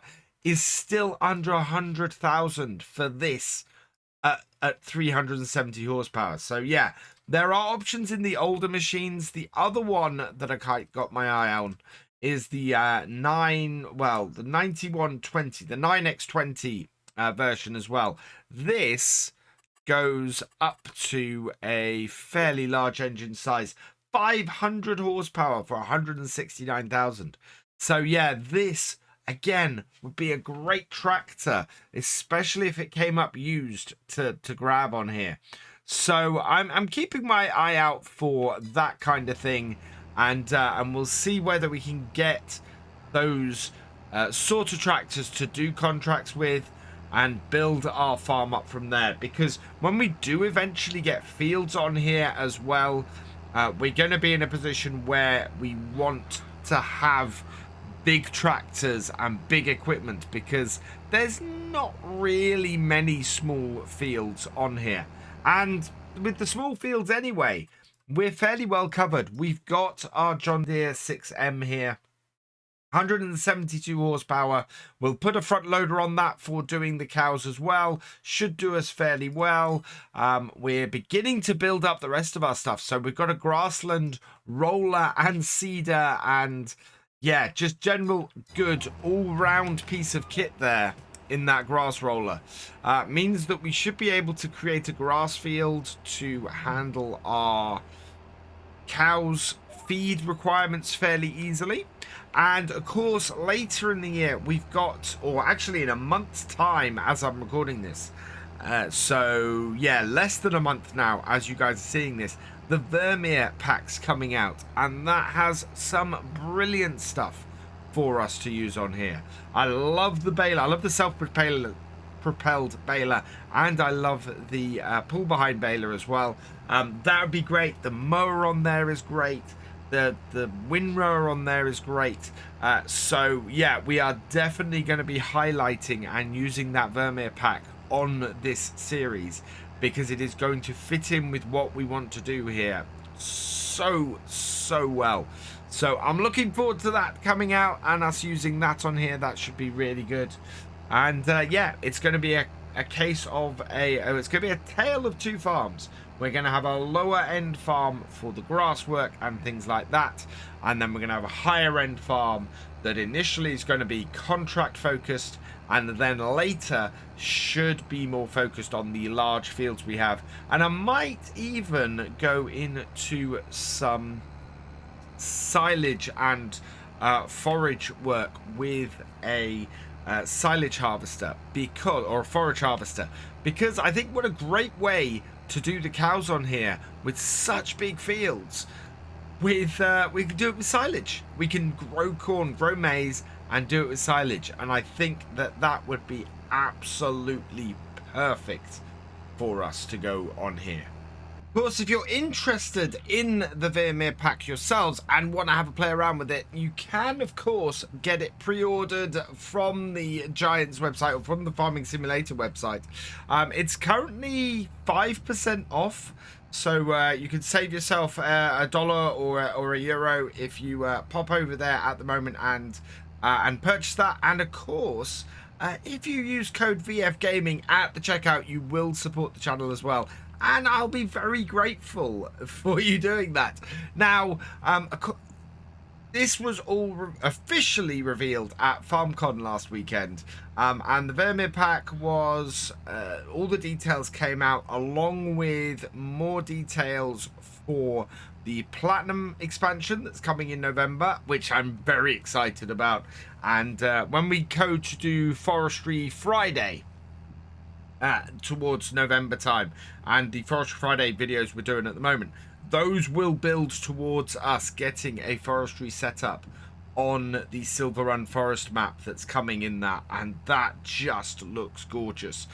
And of course, on top of that as well, we got the reveal, the full reveal of the Pumps and Hoses DLC coming from Creative Mesh, third-party DLC, first one that Giants have published as part of their now self-publishing setup.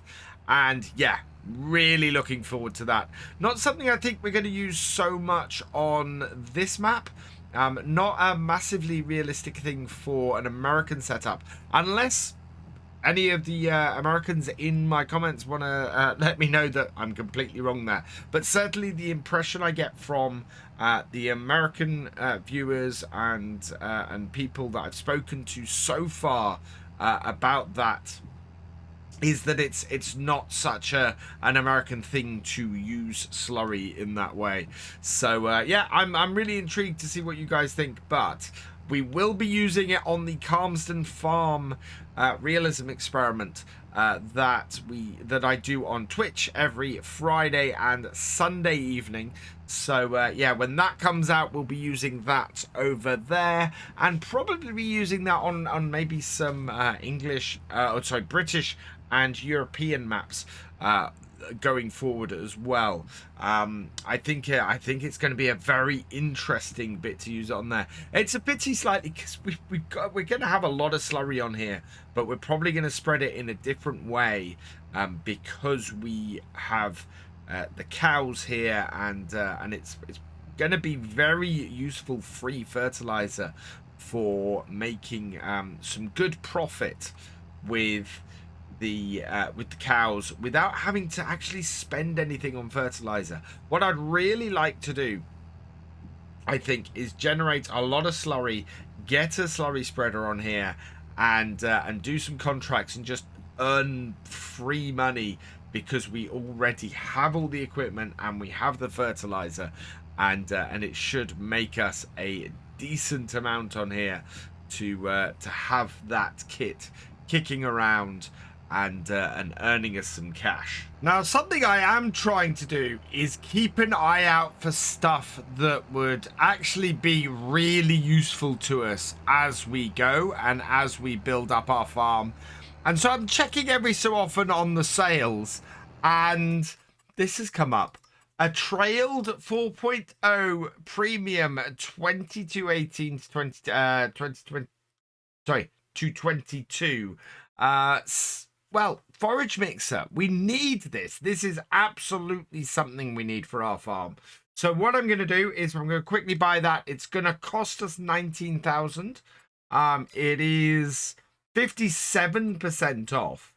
So it's a really good deal at that. It is going to set us back a little bit, but I think it's worth picking up ready for when we get our cow farm going and get the dairy farm going. So it's going to be little bits like that, picking up all of those things as we go along. And then when we eventually get the farm, we'll be partly set up as well, which will be absolutely perfect. It looks like the snow is beginning to thin a little. It's certainly slowing down. I think it's going to stop any moment, which is great news. We're just coming up to 80% of the way through this field. So it's been a long old slog to get through this. But then this is the case on this kind of size of field, on this kind of size of farm. You are looking at even the big machines taking a while to do this kind of job. And yes, I think we can get larger cultivators than the one we're using on here. And I would probably target getting larger cultivators than the one we're using on here.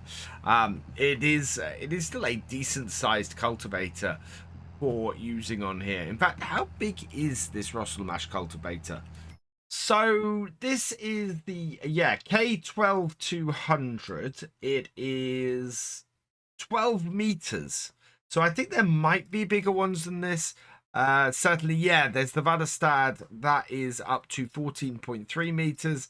And then we've got the Farmit Compactomat 1570 that goes up to a whopping 15.7 meters. Requires 500 horsepower, this beast.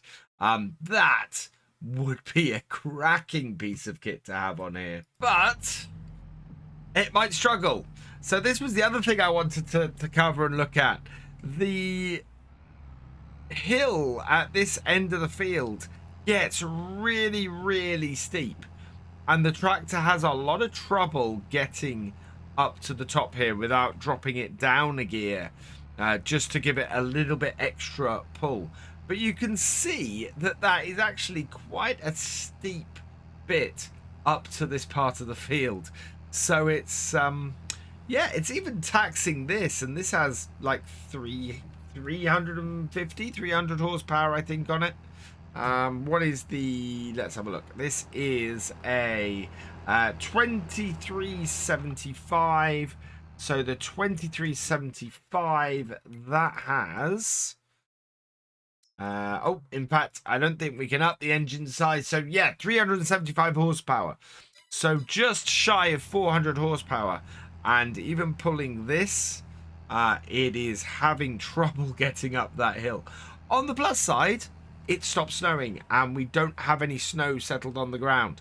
So we got a nice clear day to get this finished off now, and we have broken its back. We are 80% of the way through, 81% of the way through, in fact, of this contract. We are going to have this finished in no time, and then I think we might go and have a look down at the shop. We got all of our kit down there, our tractors down there, and we'll see what we've got to set up on our farm so far, and what we probably still need to get going by the time we've actually purchased that that dairy farm over there. It's turned into a glorious winter's day here now on Stone Valley. I am blown away by how beautiful this is in the sunlight. Our Rossamash is continuing to go. We are coming up to 90% of the way through this contract. And yeah, it is been a long old slog. We've covered a good few bits and pieces. Now, there is something I want to address before we finish this contract, because it's come up several times in the comments on previous videos. Lots of people saying it's not very realistic for me to not do the whole field and when doing a contract. And my response to that very much is that we are contracted to do X amount of the field. The farmer isn't contracting us to do the full field. He is only contracting us to do it until complete. Now, the exact reason why the farmer isn't contracting us for the full field, we don't know. It could be anything. It could be that he likes to finish fields off himself. It could be that he's just quite happy with getting ahead with this much of the field done. I don't know, but he does contract us to do X amount of the field and not the whole field. So that's how I'm justifying not going and doing the whole field on each of these. Real world, of course, it takes a lot longer to do the whole field, and I don't want to make these these videos boring for you by taking even longer than it actually does to get these done. So yeah, it's something I'm not going to stop doing. I'm going to continue to do what is required of us, and not beyond that. Exception, of course, is harvest contracts. Harvest contracts pay us well to continue to do the contract afterwards.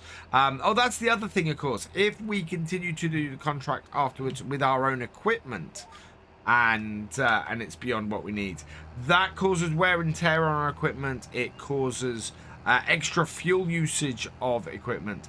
So yeah, I have taken the decision that We will do what is contracted to us by the farmer, and we won't worry about doing more than that because they've not asked us to do more than that. Which of course leads on to the end of the contract here on field 1. We are 98% through at this point. I think this is probably the last row that we will need to work. In fact, yeah, we've just ticked over to 99%. We're not leaving a huge amount of field, and it does look like it's in the odd-shaped bit at the top here. So, yeah, I'm fine with that. As I said, we've been contracted to do up to this point. And yeah, I don't think the contracting company would be overly happy with me if I went and used more fuel and their equipment longer than I'd been contracted to do. So it makes sense to me. I hope it makes sense to you guys. I think it's a good way to justify not doing the whole field. And yeah, let us know in the comments down below if you agree or disagree. There, though, is the end of the contract. We'll head out over to the road over here. But that is as much as the farmer has requested that I do. Let's get up to full gear, put our lights on. One thing I did notice during that field is that there were no stones.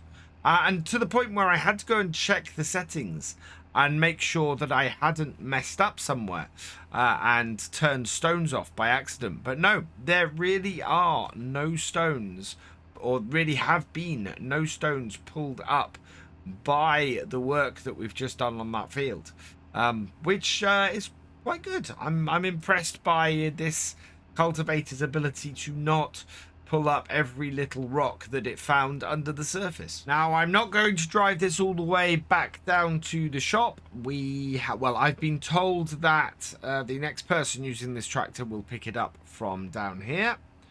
So we're gonna park this here like so, and our truck's over here anyway, so that's good. So turn that off.